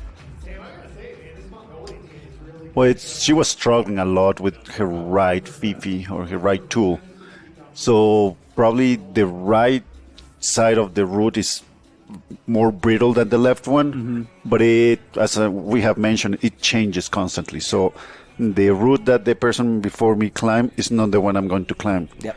And you have the cold, you have the environment that makes changes all the time on your eyes. I think it means instinct is really important as well. You know, you can't think about this stuff. You just have to feel it. It's very interesting when you think you're going too slow or too fast, and then you're trying to find a good hold or a good place for your axe or your fifi, and as you're moving, it's like, well, this is good. I'll go for this, and we'll see what happens. And we're having more timing pad issues here, I think. Olga looks down a little bit serious. Now we're on. So, Olga fell the first time. She needs to set any time here, really. If I was an athlete, I would set a time now, which is okay, and then go for it in the last round. We'll have to see. Yeah. Oh, and Olga slips again. That's 2 out of 2 for her. In about the same place as well there, in that top third of the wall. And I know that Olga was an integral part of the discussions that were taking place backstage. And I got a feel for her, to be honest, because she had her head in 2 places. You know, you're trying to be the athlete rep, you're trying to do that side, and you're trying to prepare for a comp. So just wanted to shout Olga out, actually. Yeah, it's wearing many hats during competitions. It's quite hard. It is. Because that's what I wanted to say. You want the best for your team, but you want the best for yourself as well. So what do you want to do? Yeah. And she's also the athlete rep, so there's another hat to wear. Right, Annetta is currently in bronze, 20.29. She was just outside of first place, but now the time has changed. She needs sub 15 if she's going to take this victory. She will go for it in this round, though. You might as well, eh? You've still got a run to go. This is powerful, but the slips can come in the top half bit. Yeah, she is going fast. A little bit of a hesitation. Look at the clock. Is it going to get near to 15? She's slowed right down, though. 14, 15, ticks away. 15.699. It's slower. Second place. Yes, well, that was up and down. It was just the sort of bottom half of the top section that let her down there. The thing is, you don't see it well from the ground. Probably you see it better on the stream. The top is different than the bottom. It's more smooth. You don't have good placements compared to the bottom part. So when I don't know if you or viewers have seen that when climbers get to that last block of ice, the one that looks the widest, they reduce their speed because you have just very specific holes. It's not that you can swing anywhere you want, like below. Okay, so here we go. Solange was in first, slipped to third, 18.10. That was a big pause down low. She tries to find some pace now. Another big slip. It still could be quick. Oh, no, another catch. Well, it's going to be outside of the 15, but what might it been? Because look at it. It's still going to be close to 15. Now it slips away, but and she falls. Did she stop the clock there? I don't know. She slipped, no? I thought she slipped. Maybe not. I don't know. Oh, no, she did. We're still at 15.019 first place? So, yeah, first place. I kept saying what could have been because those slips were massive. Yeah, I was expecting her to be out. Yeah. So her gamble paid. It did pay, but gosh, she could have shaved 4 seconds of that. Yeah. Like, she really could. That could be a 10-second run. Interesting, though. Well, bit of a nail biter. Right, Catalina Shirley, the only athlete, sorry, Olga as well, 2 athletes not set a time so far. Catalina, one of those. She needs this here just to get something on the board, but we know she could very easily jump up into the podium or the number 1 spot. Get set. That timing pad still causing a few problems down on the left. We're waiting for it to turn green. What's a new dance? Yeah. On one leg, like. I feel like I'm playing a computer game here sometimes. We're waiting for the green. Will the green turn? Let's have a gamble. What do you think this time? I'm going to date myself now, but back in the day in Super Nintendo, there was a pad that you had to do that. I was thinking the same thing, but I was thinking Croc from the PlayStation 1 era. Okay. There was a mini game where you had to jump on a light and turn.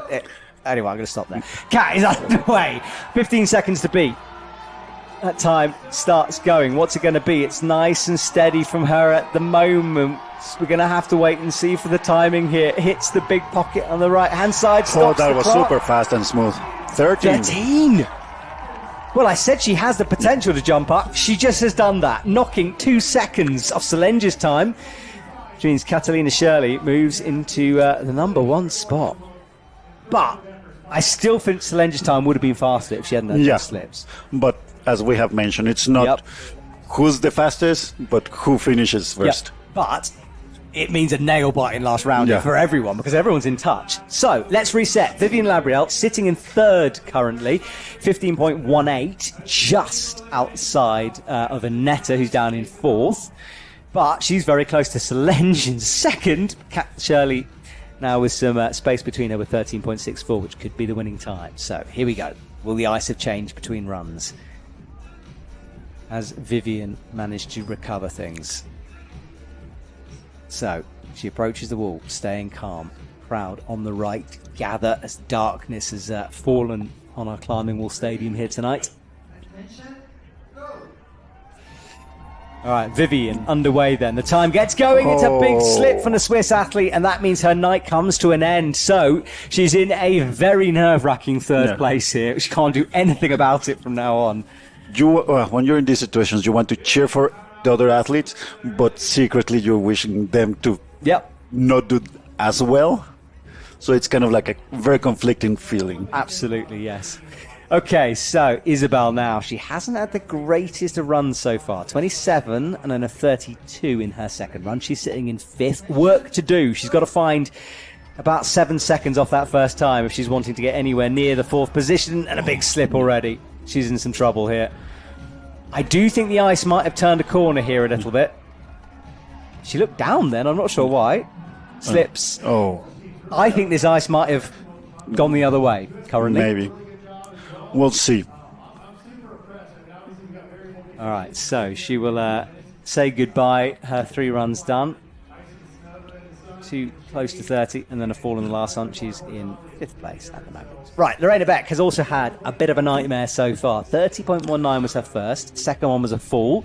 Can she do a Kat Shirley, though, and explode into the top spot? Let's hope so. That way it's going to be more drama. Exciting, more anxiety running around. That is true. Okay, so here we go. Lorena's last chance. The clock is ticking, which means it's not working, and now it resets, and now she comes down. We apologise about We this, go back guys. to the dance. We do. There we go. Here we go. Green light on. Lorena Beck is underway. And it's a big slip down low immediately. The bottom half of this ice has been chewed up. She gets Fifi stuck. I haven't seen that before. And now finding another big slip. She's off and done. I think this is going to be very interesting to see what the men make of this route, because I think all the holes are ripped. Yeah. It's going to be they're going to butcher the ice. So it's a hack job time, isn't it? We'll see. It could be very interesting. It could be very smooth. Yeah. Because you have fixed holes. Or it could be very... But I think the problem is the holes themselves have been ripped out now.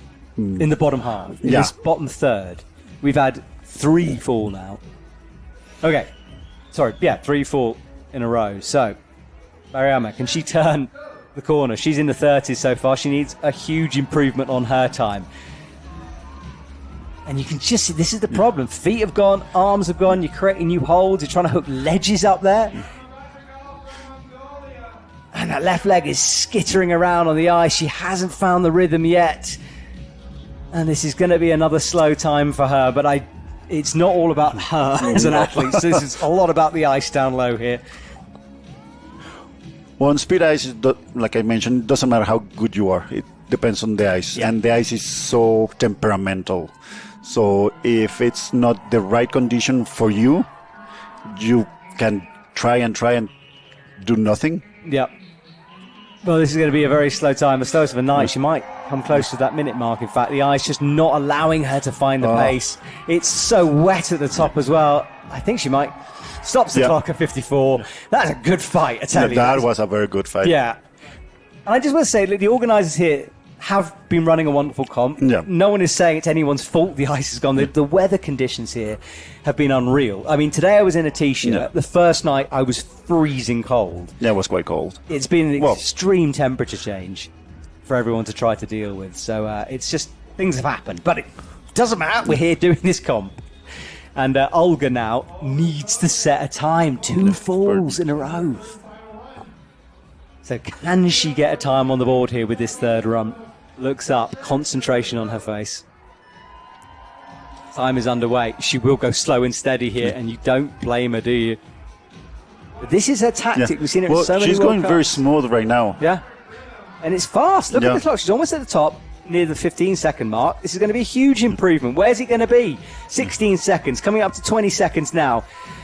Big hole on the right. We know the top is skittery and skatey, though. 22.791, so a big improvement, of course, but up into 5th for Olga there. Where's the prize money start? Is it 6th for speed or 5th for speed? I'm sorry? Where does the prize money start for speed? I have no idea. I think it's I have never won anything, so I don't know. Whenever I win, I will tell you. Please send your checks to Pete's via the UIAA. They will deal with it. Right, Annetta has one last chance then. She talks to herself looking up. She's in 4th with a 15.69 her best time. So very easily in touch, but with the deterioration of the ice, I would say this is a big one. Vivian fell, though, so she has left the door open, but this ice is just so poor. I can't see it happening, and the pad is gone again. So, yep. There we go. There we go. So, Annetta prepares herself. Big explosion off the start. She's confident through the bad ice, but big pauses. She keeps she's going very fast. She's going good, but I mean, what a performance through terrible ice. What can she get? Stops her on 13.938. Second place. Nice. That is unbelievable from Annetta, pulling that one out of the bag. The characteristic hop at the top of the wall as well, exploding out from it. What a gutsy performance that was. And I just want to say, everyone, she was in the medical tent because she stood on herself during lead, punctured herself 4 times, so dealing with a bit of an injury as well, and what a time to get to move her into second. But Kat Shirley holds on to the gold medal position, and now Solenge's turn to roll the dice. She had a 15.01. She was in second till Annetta just pushed her down. What can the Mongolian athlete do? Always calm under pressure. Solenge gets herself ready, left axe in, right, prepped. We'll wait for the timing pad to misbehave, as it seems to have done. Oh, it's working this time. Here we go. So it's got to be smooth. It's got to be perfect. Little slips are okay. This is fast. It's a slip there, though. It's still fast. Look at this. Might threaten Kat Shirley's time here as we come up towards the third. 12.649. That was fast. Solenge moves up to first place. Catalina down into second. Annetta now in bronze. Unbelievable competition, this. Wow. Well, that does mean, actually, that our top 3 is guaranteed. So, medals for those 3. Annetta will stay with the bronze, but it's all to do with whether Kat Shirley can find another time and push Solenge out of another gold medal place. Kat then gets clipped on. She will be feeling the pressure, but her home crowd will be screaming her name at this speed wall right now. So, left axe buried. She needs a 12.63 to take the win. Listen to that crowd. Right, she's underway. We saw Solenge do it. Kat finding some pace here, trusting that right axe as it bites in, really close to the middle of the wall, into the dangerous soft ice, now moves left, big hook in the wall, gets it stuck, she's in some trouble, she does slip, it would have been good, but Kat Shirley will have to stake with a silver medal here, which means Solenge gets 3 in a row golds, 4 in a row. God, how many of them did she win? No, she didn't win the first one. Yeah, she won the first one.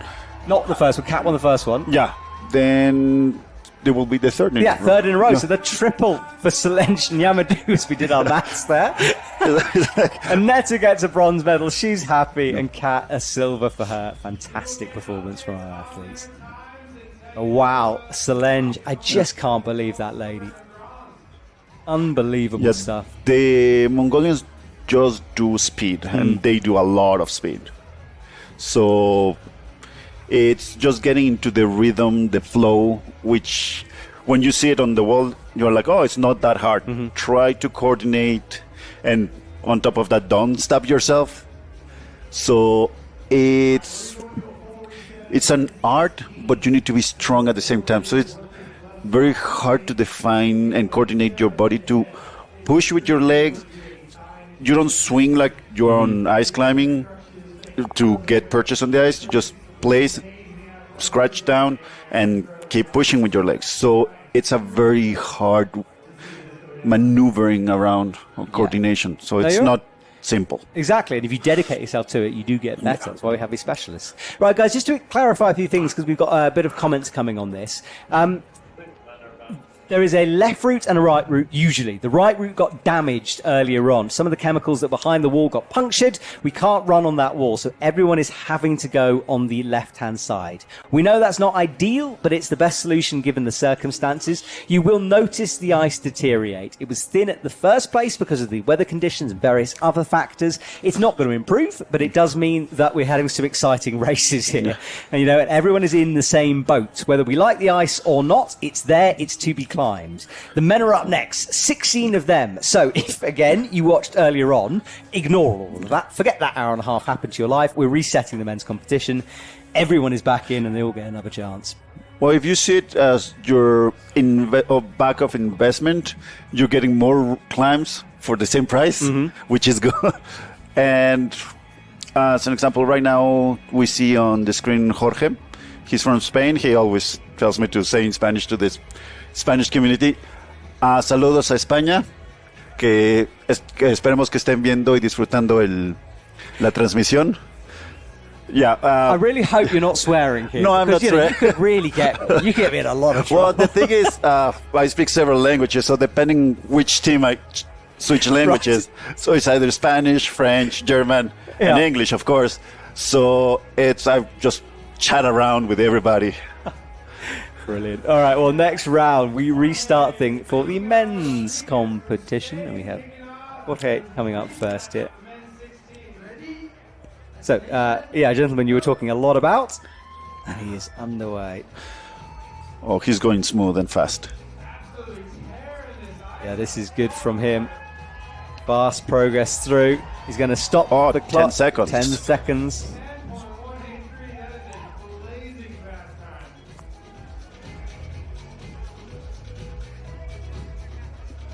All right, so Jorge comes down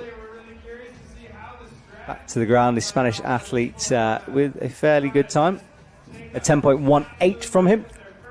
So that was, really, it's amazing with the men and women's runs how close they are to each other. It's 2 seconds basically, which is so cool. It's, as I mentioned, it's getting the flow, getting the move of your climbing, and just be able to do that.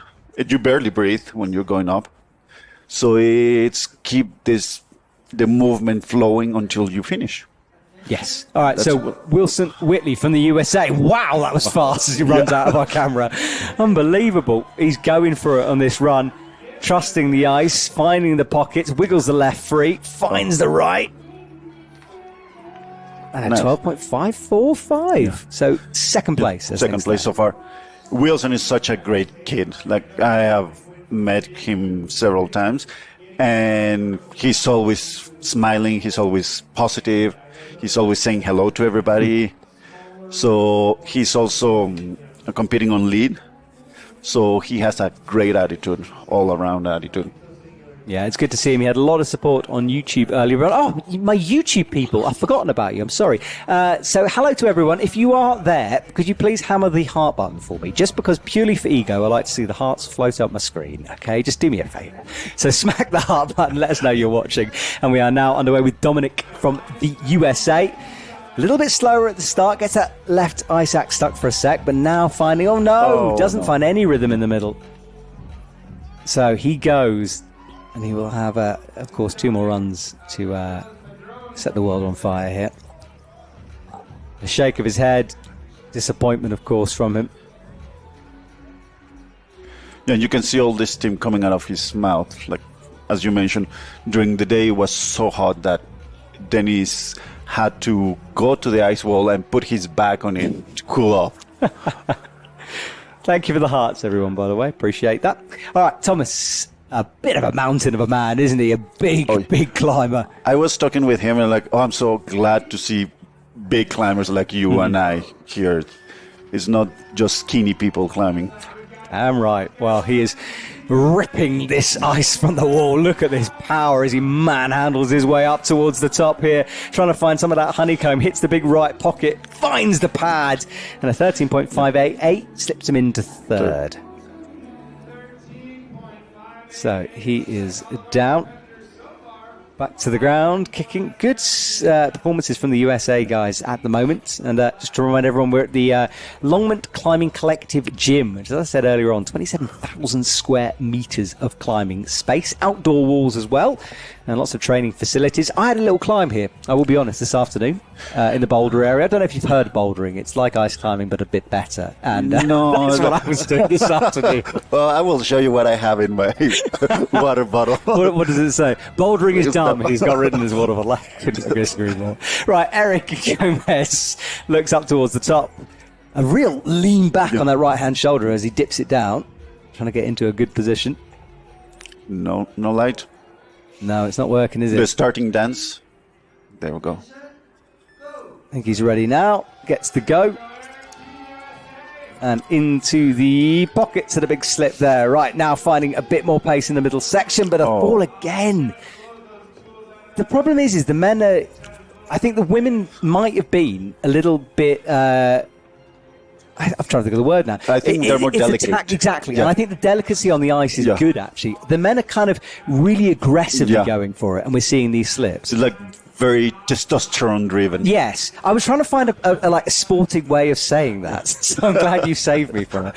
But yes, I honestly think maybe a change of tactics here is needed a little bit. You have to kind of walk on eggshells at this You thing. also hear with David, he's very smooth on his climb. Yes, I think a light touch is needed here, and he's... Oh, his axes are getting stuck. You can see the honeycomb developing in the back of the wall. That's his style. There we go. See? Yeah, good bit of pace there. 12, okay. He's third place so far. So Team Canada gets into provisional bronze medal. But quite a few more athletes to come. Remember, there are 16 men compared to the 8 women who ran this. And you can see our scoreboard on the bottom middle right. 10.18 is our current leader. From your teammate leading the way. Oh, sorry, not your teammate. No, not my teammate. Spanish teammate. Spanish teammate. Your Spanish is confusing. My Spanish buddy. Yes, Spanish heart. My amigo.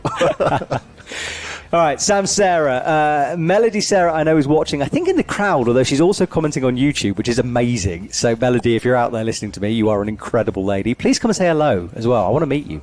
Right, Sam Sarah buries that left axe in, looks up towards the lights at the top. Let's see what he can do for his first run here. I think a timing pad issue again.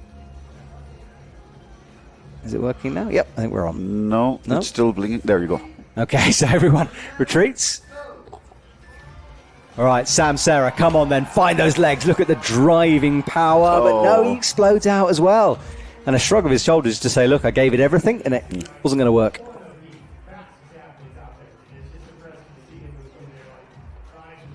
Okay, so the ice falls. I'm getting scared now. Every time I see water dripping down, I get worried. But they have shut off the water now, so no more. It could be moisture, or I don't know.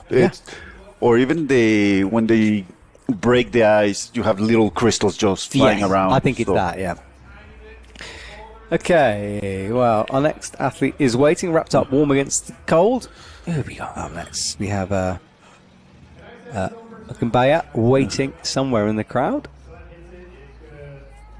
I don't know if we've got a lost athlete, a technical incident. What's going on here? But the Mongolian athlete is waiting, I think. It's not Linus Beck. We've got Linus Beck next. I think so. No, I don't think we have. We just saw Sam, didn't we? Yeah. Yeah, so we've got Kumbaya somewhere in that. I'm not quite sure what's going on right now. Maybe another... I think this is probably another technical incident, but I'm not sure what type of technical incident. Oh, yes, Melody Sarah just replied saying, hi, Matt. Melody Sarah... So, hang on, Melody, just to confirm this, you're watching live and you're listening to us? Is that what's going on? Because I know, Melody, apologies, because there is a delay, I know. So there's a bit of a delay in the timing. So we will be a bit behind, Melody. Apologies about that. I can't control it. But, yes. Okay, right. We're back on. Okimbaya comes up from Mongolia. He resets, looks up. And he is underway. No problems with the timing pad. Fast down low. But this is where people have fallen, is this section. He's okay at the moment. Stops the clock. 10.683. That moves him into second. So, good work from him.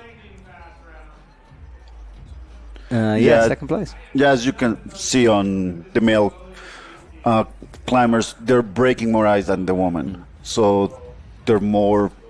I'm looking for a proper word. It's just a method they're doing. But I mean, for the ones it works for, we're getting good times. We're close to that 10-second mark. Yeah, that's very good for the time, but at the same time, they're destroying the ice or modifying the ice more compared to the female competitors. Yeah. So that could be good in one way and bad in another way, depending which holes are being modified and the height of those holes compared to the previous one. And it would change the beater as well, won't it? Yeah. Okay, so Linus Beck gets ready. He launches, and he's underway now. Oh, that left axe pings, but he holds on to it. Look at those feet, really underneath his own body. Saves that fall with the left fifi into the big hole everyone's hitting. It's close, 13.065. That will put him down into sixth, yeah. So a lot of falls, remember. We've got at least 3 so far, so lots of falls for the men's competition. And a bit of a smile from his face. Okay, so next up we've got Jan from Poland. And there he is. He was, as I said earlier, he was one of the unfortunate athletes to lose a lot of his stuff in the fire in France, which was obviously a tragic incident that happened. But good to see him back with some more kit now. Well, sometimes I always think that what would happen if they lose my tools on the flight to any of the competitions. And I'm like, well, that could mean new gear. And you can never say no to new gear. This is a good point, yeah, especially if the airline is paying for it. Yeah. All right, which I don't think they would. Right, Jan looks up. All right, he's underway there. Lots of protective gear on him. It's optional for the athletes whether they wear that or not. Up he comes towards the top, missing the big hole, which is interesting. That's a good line from him, and an 11.37. That's into third. Yeah, it feels more like they're sort of picking their way through the ice, which is interesting. Well, you can see the big holes on the ice, so you want either to get them or avoid them, depending how you feel comfortable. So that's why they're kind of zigzagging in their way up. Yeah, it's quite interesting, almost like a lead route. They're sort of finding their way through this. Okay, next up will be Matthew Durham. Bit of a nod to his belay. They'll clip on. Yeah, remember we're using not the auto belays on this left-hand lane after one was a little bit damaged. So, Matthew Durham then, one of the extended members of the USA team, as you said earlier on, 9 people at this event. For the men, 9 men. So, Matthew, out of sight. Time starts ticking. We come up towards 5 seconds now. He's got to be at 10.18. It's fast, but it's not going to be podium fast. And he will slot with a 14.67, kind of into 8th position here. Yeah, so Matthew Durham in 8th, halfway through the pack. And a good first run, like a sighter run. Well, you could get a feel of the new ice and then improve on your next run because you're more comfortable and you kind of get the hang of where each hold is and what you can do and where you can push. So yes, I mentioned because here in Longmont, it's like a local or each country that hosts the World Cup, they have a different quota for athletes. So generally 6 per category. When you're a host country, it's 9. So the US has more climbers in this competition. All right, so Andreas Gantner, big slip, holds it on the right fifi, just checks himself. I do wonder whether he just caught his wrist there because he's not liking it. He looked at it a few times. He's obviously carrying on, stops the clock and immediately holds on. I think he's cut himself there. Yeah, looks like. So Andreas comes down. He's definitely hurt that right wrist. He carried on through it, but I think he cut it very early on in that run. And he's holding it. And there is, that is, I think, probably nastier than he's letting on with that one. Probably. And I don't know if you have noticed in other climbers that they have these cones around their fifis. Yeah. This is to prevent or deflect the fifi. However, other climbers, they put some pads or plastic under the shirts. Everybody's experimenting with PPE for this because you need to move fast. Yeah. You don't want to be restrictive, but it does get in the way. It's an early fall from Park. Not going to be on his first run. God, I feel from he's waited a long time to climb tonight, and then, you thought. So, furthermore, with the PPE, a lot of climbers were experimenting with PPE. As you can see here with Dennis, he has these cones around his fifis, and actually his pants have protection and they're puncture resistant. Yeah, I think it's made from fencing gear originally. Yeah. You see those big carbon fiber protectors here. Okay, so Dennis, the tall man from the Netherlands with the loudest voice in the business. Usually he's yelling up. This time people are yelling at him, and he is making good progress down low. Coming up towards the middle of our wall here. Slipping around, gets the honeycomb hook done, and that's an 11.617. That's fast. That is into fourth place for Dennis. Wow. Not bad from Dennis.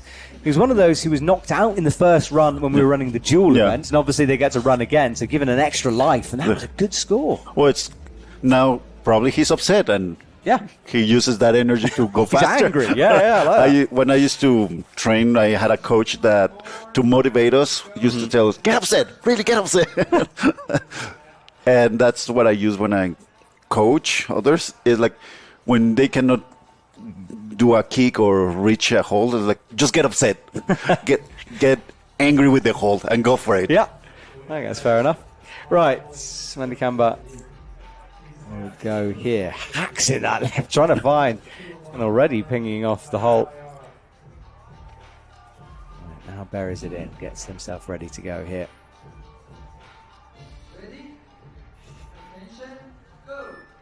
Right, he is underway. He's capable of very quick times, but his left axe is stuck in the honeycomb and he falls, and this is the problem, because that honeycomb grabs the axe. I mean, it's a hole in the ice. So he's going to be pretty disappointed with that one. Yeah, so as I mentioned, it's your strategy here, and yes, you have that hole, but behind it you have the honeycomb, and if your Fifi blade or pick goes into the honeycomb, you won't be able to take it out fast enough. So it's like good and bad at the same time. Sometimes it's just luck, how you place it, how you push. And the honeycomb, we're seeing it more and more on the wall, especially down low now. So, I mean, they are going to check the ice after every round. So if they deem it to be unsafe or just ridiculous to climb, they'll stop it, and those times will count. So hopefully we won't get to that. Whoa, that's quick. Colin Yamadou on an absolute mission here as he reaches the top at a 7.43. Where did that come from? I was just complaining the ice wasn't of good enough quality, and he gets a 7.43. Wow. I feel like there's going to be, one of those comedy shows where the commentator says something silly. That's going to be one of those. Yeah, probably. We might have to give up here. Oh, he's just set the fastest time by 3 seconds. Unbelievable there from Curlin. That was so cool. Right, we will restart then with that blistering time. Jorge is back on. With El Amigo. Yes. Oh my God, that was that really caught me unawares, that run. That was unreal. So, Jorge, he will reset now. He's down the order at the moment. Well, not down that much. He was in 10.18, so second place at the moment, but eclipsed by that previous run, and that's a big slip. He's hooked the honeycomb, it got stuck for a sec. And an 11.35. He thought it was faster, I think, but he got stuck. Yeah. So what we mentioned with the honeycomb, if you have a big hole around it, you want to put your Fifi there to get better purchase and pull up, but at the same time you're risking to get it inside the honeycomb and won't be able to take it out. All right, so we will reset. And we have, in fact, we're going to bring someone in a minute, because I'm going to kick you out for 5 minutes, Pete. Literally 5 minutes. Don't go anywhere. Because after this run, we're just going to interview one of our podium finishers from the women's competition. She can tell us firsthand about the ice out here. But Wilson Whitley right now will get ready to go. And you were saying how impressive this man is. Oh, yeah. He's such a nice person. and he has so much potential. He's still competing in youth, so he has so many years ahead of him. 10.891, that is fast from him. Where's that going to be? He checks, he looks, we look. It's going to be an upgrade from that 7th place, 4th, we think. Or we wait for that to go. Pete, we're going to kick you out for 5 minutes. Literally 5 minutes, my friend. Sure, Come back in a minute. I'll go have a cookie. You have a cookie. We're going to bring in, as we have been doing, we had Marianne coming in before winning medals, and to follow this tradition, we've got another medalist in the commentary box. So I am joined by Aneta Luchetska, who has just walked away with a bronze medal out there in tricky ice conditions. Aneta, tell us about this ice we're watching. It looks like a nightmare out there. Oh, well, yes. Hi, everyone. Today it was a bit of nightmare because obviously the weather is not really helping. It's really, really warm here. And the ice in the morning was just totally clean, flat, without anything on it. So when we had the speed training, there was actually just like one person who finished both lines in women category. Oh. And that was it. So it looked very scary. And then during the day, the ice got a bit better. But now during the evening, as you can see, there is not much ice left. Yes, exactly. The ice really melting away. And Dominic, as we can see, struggling with that ice. A big fall from him in the top half of the wall. Yeah, so Aneta, tricky conditions, but bronze medal, and second one of the season, right? Yes, I'm so happy about it. And this is, in terms of the overall, super important. You're up into 3rd place in the overall, so this will be helping that score as well. Yeah, I think so. I hope so. I'm crossing fingers. I haven't checked the overalls yet, but I think I should be on the 3rd now still. So you were before, so yeah, definitely should be. Yeah. Right, Thomas, big climber. Talk me through these moves. So this is this tactic, isn't it? Right to left, bouncing your way up. Yeah, it's like one of the tactics. Every person has kind of different tactic. As you can see, the ice is really not good now, but I would like to say huge and massive thank you to all the organizers and everyone who was working on the ice wall, because it was such a hard work and these guys really had to be awake like for 3 nights, having night shifts and trying to make this comp possible. So huge thanks to them. Yeah, thank you organisers, doing a good job so far. Well, Thomas with an improvement there. Aneta, stay for one more run, then we'll get Pete back in, but yeah, Thomas with a 14.06, an improvement. But Aneta, again, let's go to the women's competition. Back and forth, as it always is, between you three, it seems. You know, you, Kat, and Solange. Yes, and Olga Kosek and Vivienne. Mm-hmm. It's like 5 of us, I would say. Trying to get the fast times and trying to get on the podium. Solange and Kat, they're just like super, super consistent and very fast this season.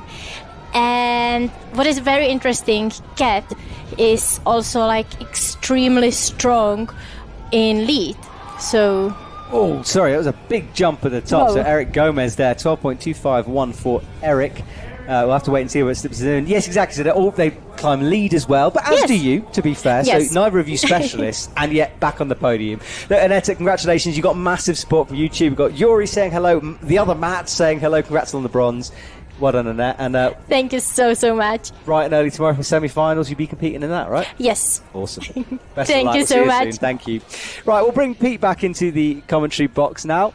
So as we will set with his teammate, which look at this for timing. It's like we planned it. Maybe we did plan this because we're bringing in the Canadian back into the box as his teammate gets going. So some very biased commentary from now on, Pete, please. I'm glad that I'm back to see David. Oh, David. David. All right, David, let's see what you can do here. He needs a quick time. And it's ticking away now. 6, 7. He's down out. Oh, it's a slip and he was gone then. He gets into 4th place. Yeah, so not bad, but outside of that top 3 from him. Jory says, hey, Pete, can we have a cookie as well? Well, I will have to ask my wife. As I was mentioning offline, my wife told me, like, why don't you bring cookies to your climbing friends, to the other teams? So you made the cookies? Well, these ones are mine. Right. I can share here. No, I said, did she make them or did you make These them? ones, my wife made them. Okay. So and she sent me ones. with my cookies. Yes, well, they're wrapped in a bag and he's holding very tightly. And the other cookies were for the other athletes. Okay. So the special ones are for you. That's fair enough. Okay, who have you got? I've lost track. Where are we at? It's Samuel back on action. That black diamond, black helmet staring upwards. And this is so fast from Sam Serra, exploding off the starting pad, clawing at the ice as he gets closer and closer. He has hit the honeycomb, moves past it. This is good in 9 seconds. No. Third place for Sam Serra there. No, it will be second. Will it be second? Yeah. Yes? Yeah. Yes, you're right. 9 seconds. Yeah. So good work from Sam. Wow, what a run from him. No. So back down. Leading the way is still Curlin, the last athlete to have climbed in the first round and by far the fastest. Yeah. Incredible stuff from him. The thing is, they're so good at it because they do it all the time and they practice and they have specific training.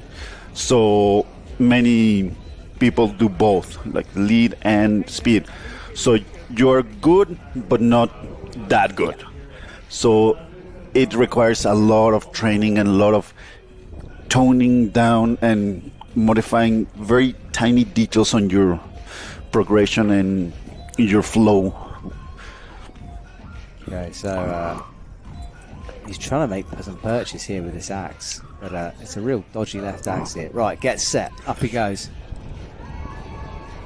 Oh, he's trying to go a little too fast for the ice down low. He's trying to find maybe a little bit too much side pressure. Oh. Yeah, struggling. Oh, yeah. Just hacks in 13.576.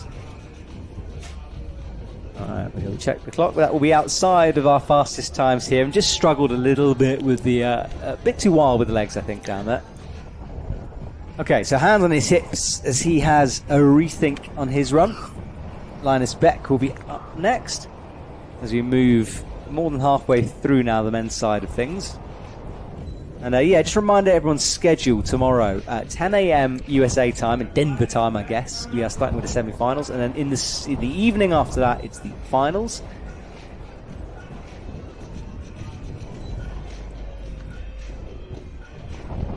Okay, so now gets set and underway as we wait for this buzzer to go.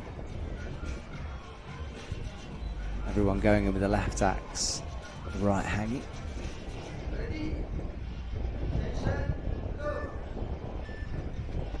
Okay, so underway. Linus Beck here.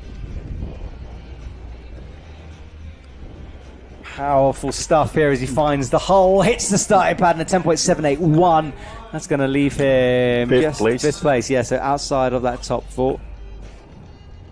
And back down to the ground, breathing hard here. Yeah, and this is like the equivalent of 100 meter sprint. So on the way up, you need to give 100%. Mm-hmm. So it's not like, oh, it's very easy, you just push with your legs. And no, it's when I'm training, I usually have 3 breaths as I'm going up. And I finish and I'm like, done. Mm-hmm. It's my heart rate goes all the way to 140s. Oh, wow, really? And then as 1 minute after comes down to 90s. So you've got to peak and then calm yourself down. Peak, yeah, that's tricky to do. Right, Jan up next. And I just want to give you a conditions update because we have Melody in the crowd, our spy, and you can see now it's windy out there. The wind picking up, it's blowing, and that's going to be another tough condition for the athletes. Right, Jan finds the top. That's pretty quick, a 10.501 despite the gusting wind. So you need to be under 11 seconds to get into the top 7 here at the moment, so it's getting very, very close in the 10s. Where does that leave him? 4th place for Jan with a 10.50. So that's how things are panning out at the moment. Yeah, so the wind picking up. Look, Pete, you're a speed climber. Not nice climbing in the wind, is it? I don't know. Do you like it? I don't care. Like I always said, the beauty about ice climbing is that you're already cold and miserable. True. So they're just levels of coldness and miserability. I find that I'm unbalanced when the wind blows. I don't know. Maybe I'm weird. I thought everyone felt like this. I'm heavy, so I don't get moved that much. You've changed my worldview on wind. All right, so let me know, chap. Matthew Durham, slip for him. It's not going to be on that run. So also depends how the wind is hitting them, because if it's coming from behind them, it doesn't move you sideways, and you don't need to compensate. True. So That's a it good looks point. like it comes from behind the climber. So it's kind of just annoying, but not something that will take you off balance. Now, it's good to see Andreas Gantner out there. He was clutching his wrist, definitely stabbed himself or sliced himself. Obviously, well, we hope he's got patched up. But this is, if I was him, I'd be nervous. Having just cut my wrist. Well, it's like they say, lightning doesn't strike on the same place twice. You hope. Andreas, though, has a fall on that one. And wasn't as comfortable as that first run where he kind of threw all caution to the wind. Risky stuff, but kind of paid the price. And I wonder, they're tough, these athletes, but a big cut like that, it's going to hurt. You're going to feel a bit stiff. But also, well, in a biological way of speaking, your body segregates endorphins to compensate that pain, and you get more hyper. So it's a survival. Oh, I see, like a fight or flight kind of thing. Yeah. So either you get upset and keep going, and want to prove that you're immune to that. It's like once I had a rock hitting me on the face while I was projecting a dry tooling route. Yeah. And my wife was going to lower me. I'm like, no, I'm finishing this because now I'm upset. Now it's personal. So it could be like that. Like he feels that it's personal. Like I'm going to show the Fifi who's the boss. It's just a dangerously sharp tool to try to prove you're the boss to. Yeah, like I told you, it's like it's when you didn't listen to your mom. Don't run with scissors around the house. Yes, but also don't attack the scissors. Yeah, I mean this is what I'm learning. From this. Don't fall on them. Yes. All right, Park. What are we doing? Park had a fall on his first run. Needs time on the sec. You can see that gusting wind lift up his pad on the back. So 2 seconds, has to wiggle that left axe free. The honeycomb, dangerous here. Really tricky to try not to hook that. Stopping the clock in 11.272. No. Might leave him in fourth, No, might leave him in third, sorry. No, way down, isn't it? 10th. Ninth. Yeah, so he's outside. Guys, moved on so quick. That was a bit of a fast belay there. No. Okay. So, a couple to go on the second run. Just Dennis Chinabata and then the amazingly fast Kerlin Yamadou will finish off our second run. And there is Dennis. I will be honest, I'm trying not to be biased, but it's great to see Dennis in a final. Oh, yeah. Like, he's such a cool character. Yeah, he makes his own climbing holds, which I've forgotten the name of, but if you go to Dennis' Instagram, Vertical Life. Thank you very much. Vertical Life, not that Vertical Life, his Vertical Life. All right, firing his way up. Well, he also makes the cones that are around his axis. Yep. And other type of material I have. But he's struggling right now. That left axe ripping is actually kind of exploded away. He stops the clock. That was dramatic from Dennis. And he has to slide that carbon fiber back down the axe. But wow, that was a good run. So, yeah, a lot of us climbers or competitive climbers, we acquire many of our customized stuff from him. As an example, I have my dry tooling tools that they have a custom handle made by Dennis. He just gives a lot back to the sport. Yeah, and that's why I think I love seeing him in finals. He deserves it. He's a heart and soul. Exactly. Like, if you know him and Marianne, he's like, those are the iconic, the power couple of the circuit. Yeah, I totally agree with you. So well done, Dennis, for that run. Yeah, it leaves him, where is he now? He's outside of he's in 10th. Is Dennis with that one? Right, Andy Cabot looks up. He can be very fast when he's switched on, this man. And look at this, slides out. A little bit of a hesitation in the honeycomb section. But look, he's so fast through the top. This could have been sub 8. It's going to be an 8.676 as it stands. Still first. Even if that was his only time. It should be second, I think, for him. So it slots into second place for Manikamba. So just Kerlin Yamadou after that unbelievable first run from Kerlin. And Kerlin will be up next. Now, last time, I kind of blinked and missed it. Yeah. So what I'm going to do now is you need to open your eyes with your fingers. Yep. And stare at the screen. And don't breathe. I just didn't expect him to go that fast. Neither did I. It was ridiculous. All right, Kerlin, I'm ready for you this time, mate. I've got your number. So, don't look away, everyone. Can he get close to that 7.43 he ran in the first run? I'm not sure it's possible anymore. Can he prove me wrong? Here he goes. Look, it's so fast off the blocks. No, but he gets stuck, twice stuck. It's not going to be quicker, but it could have been quicker. And it's, he misses it. Yeah. It would have been a 9, and he had massive stops through that. But he is still way out in front, still with a 7.43. Okay, well, it's been a bit of a long night tonight, but we have got to the last round now. The final runs for the men to decide our top 3 podium places. Well, if you're an spectator, you get more money for your... That's a good point, yeah. tickets. We saw dual and we saw the single speed tonight. So We've seen everything. And for, well, when you're watching online, you don't see it. But they have a DJ, they have a stage. There's a village with different vendors and all that stuff. So it's not people just watching this, but it's a whole event. Yes, it is. So if you're in the Longmont area, I know the tickets were free. I think they might have all gone. I have no I don't know idea. why I'm looking at you. Tell me this. I'm an athlete. I go whatever I want. You would know. But I don't know if they're available, is my point. But it has been a real festival experience here. All the sponsors tents. We've got Camp. Who else is down there? We've just got loads of...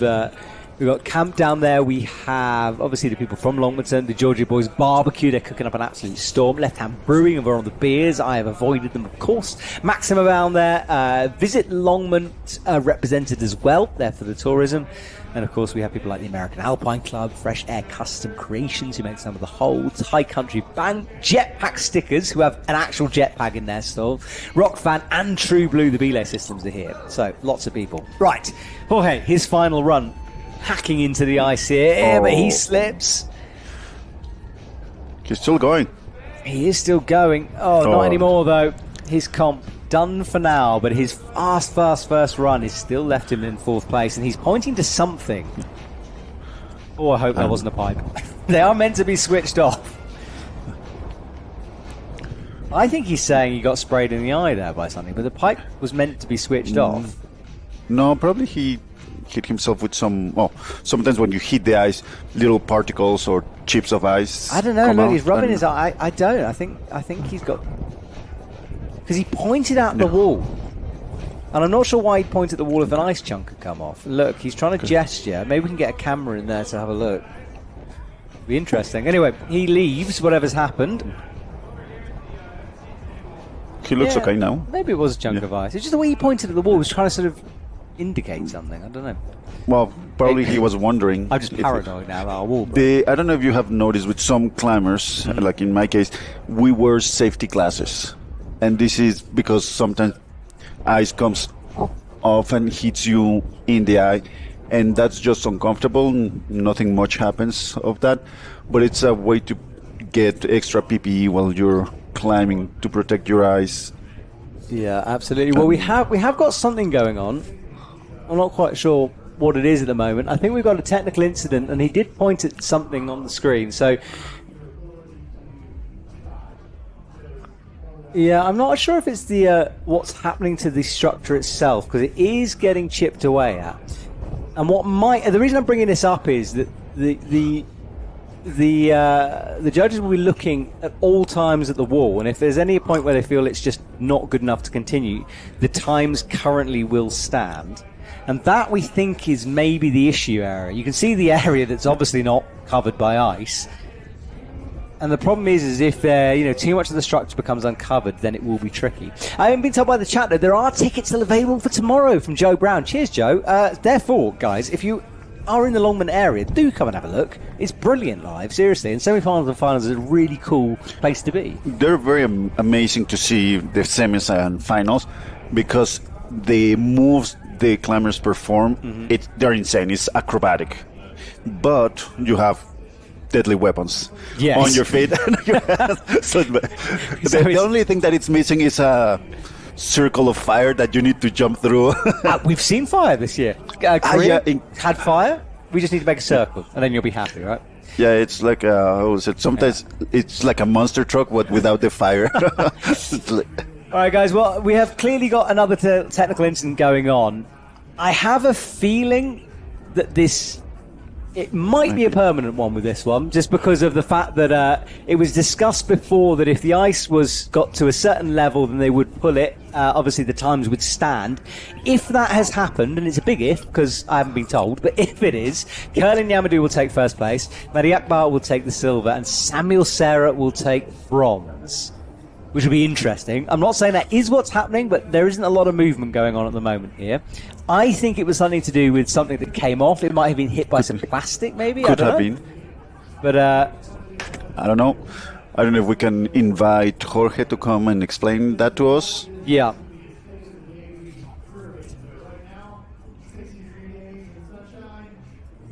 So I have been confirmed that will be it for the competition. So the wall will get into the point where it's not a good idea to carry on. I'm not sure, in all honesty, guys, if we can update you with the final scores on this one. Oh, we can. So let's find out the scores on the doors as we finish our competition here tonight.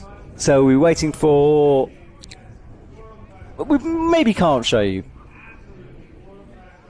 Oh, we can show you. Can we show you? No, that's the... Is that? Yes, we can. Right, this is our leaderboard. So Curlin Yamadou, super fast in his first run. It was all important, a 7.43. Mehdi Akbar in second, 8.67. And Sam Serra with a 9.07. The hometown hero getting it done with a performance of the season there. He has been working hard for that bronze medal. Unbelievable from Sam. His mum will be happy as we go down the rest of the list of the athletes. A few slips along the way, but fairly fast times for the men, all running under the 15s, those who completed a run, and a couple of falls, of course. And for the final, for the women, Solange makes it 3 in a row with a 12.64. Kat Shirley gets another medal for Team USA, silver for her with 13.64. And Annetta, we heard from her earlier on, she gets the bronze, her second of the season as well. Right, well, thank you. We'll have a look at the overall standings here, because it has changed things up here a little bit. Curlin Yamadou into second, Mehdi Akbar into first after that run with a 2.97. So it pushes the Iranian athletes down, and I don't know if they're registered for Canada. I don't know right now. So we'll have to wait and see on that one. But Sam Serra up to fifth with that run. And for the women, Solange cementing that place. She's way out in front, followed by Kat Shirley, then Annetta in third. So that top three doesn't really change. Olga Kosek, though, is close to Annetta in fourth. Keep an eye on her for the next round in Canada. The Beck sisters close together, 170 and 131 for Liechtenstein. So close at the top, but with one run to go. And, of course, you take away one of the World Cups from the overall standings. Right, guys, we will return tomorrow, 10 a.m. Denver time, for the semi-finals for lead. Pete, thank you so much, mate. You're very welcome. Thanks for sticking with me today. No problem. I just enjoy this. I love the sport, and the more awareness I can bring to the sport, the happier for me. Awesome. Well, thank you for your work tonight. Right, guys, we will see you tomorrow for lead semi-finals and finals. Have a wonderful evening, everyone. Good night. Good night.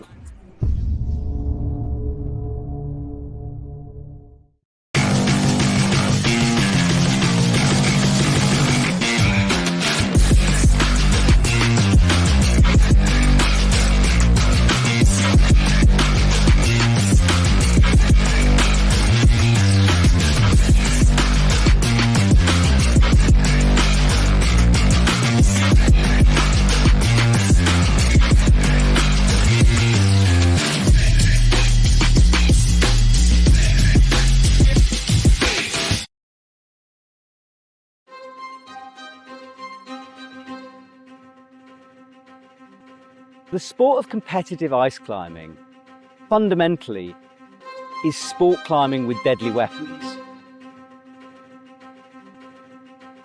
I don't know, there's something about it that makes us keep coming back. It's a sport. Sport's brutal. The whole point in sport is that someone wins and someone loses. Oh, she's in real trouble here. Look at the effort on her face. Shaking. Hits it but misses. If you can win the lottery and how lucky you can be to win the lottery, I had exactly the opposite this week. That's going to be gold.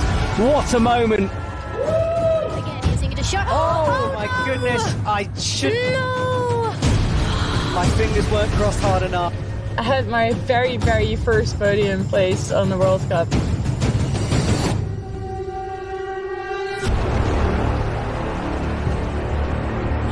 Can she keep it together? Surely not. Oh my god, my shoulders hurt. I know. This could be a top. It should be a top. Yeah. And it's going to be. The first stop of the evening. Marianne, I'd love to see her win a World Cup. She's got to at some point.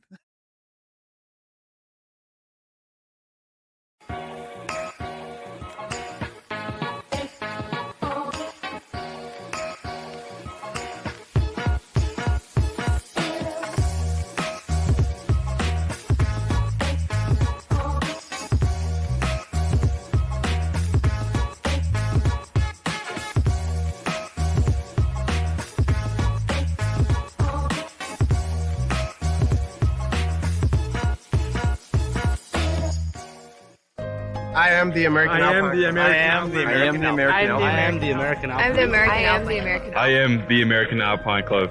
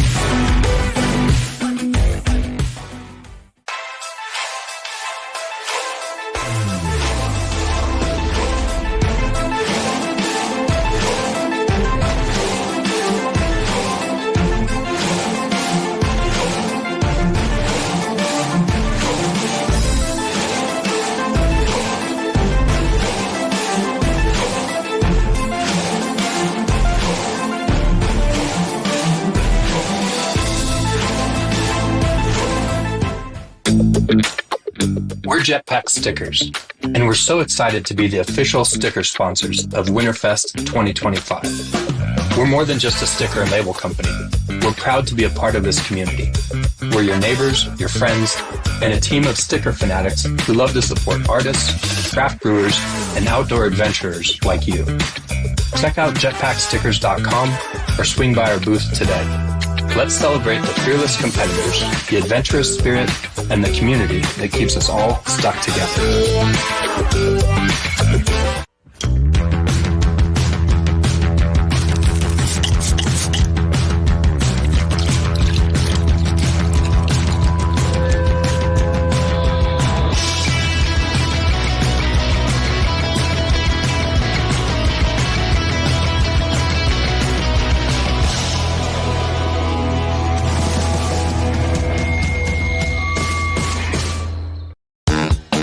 When you come to Longmont, it's easy to see the beautiful Colorado outdoors, the parks, the trails, all set against a rocky mountain backdrop.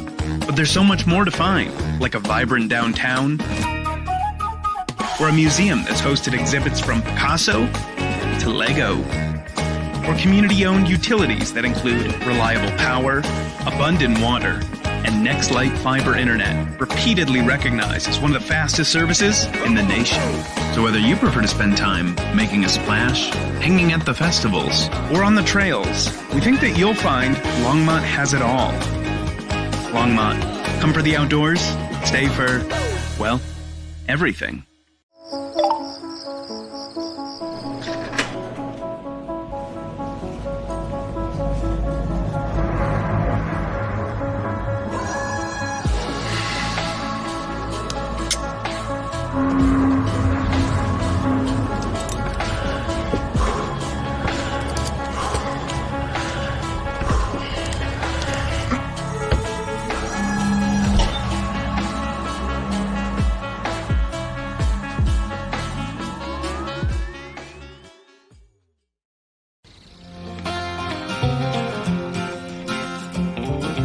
Colorado sun, you keep me warm.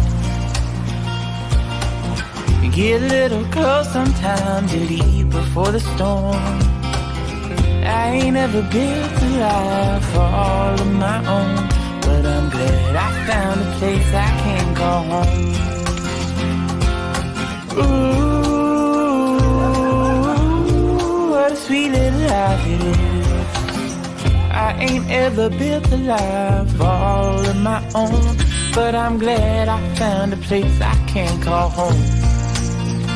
Yeah, I'm glad I found a place I can call home. Yeah, I'm glad I found a place I can call home.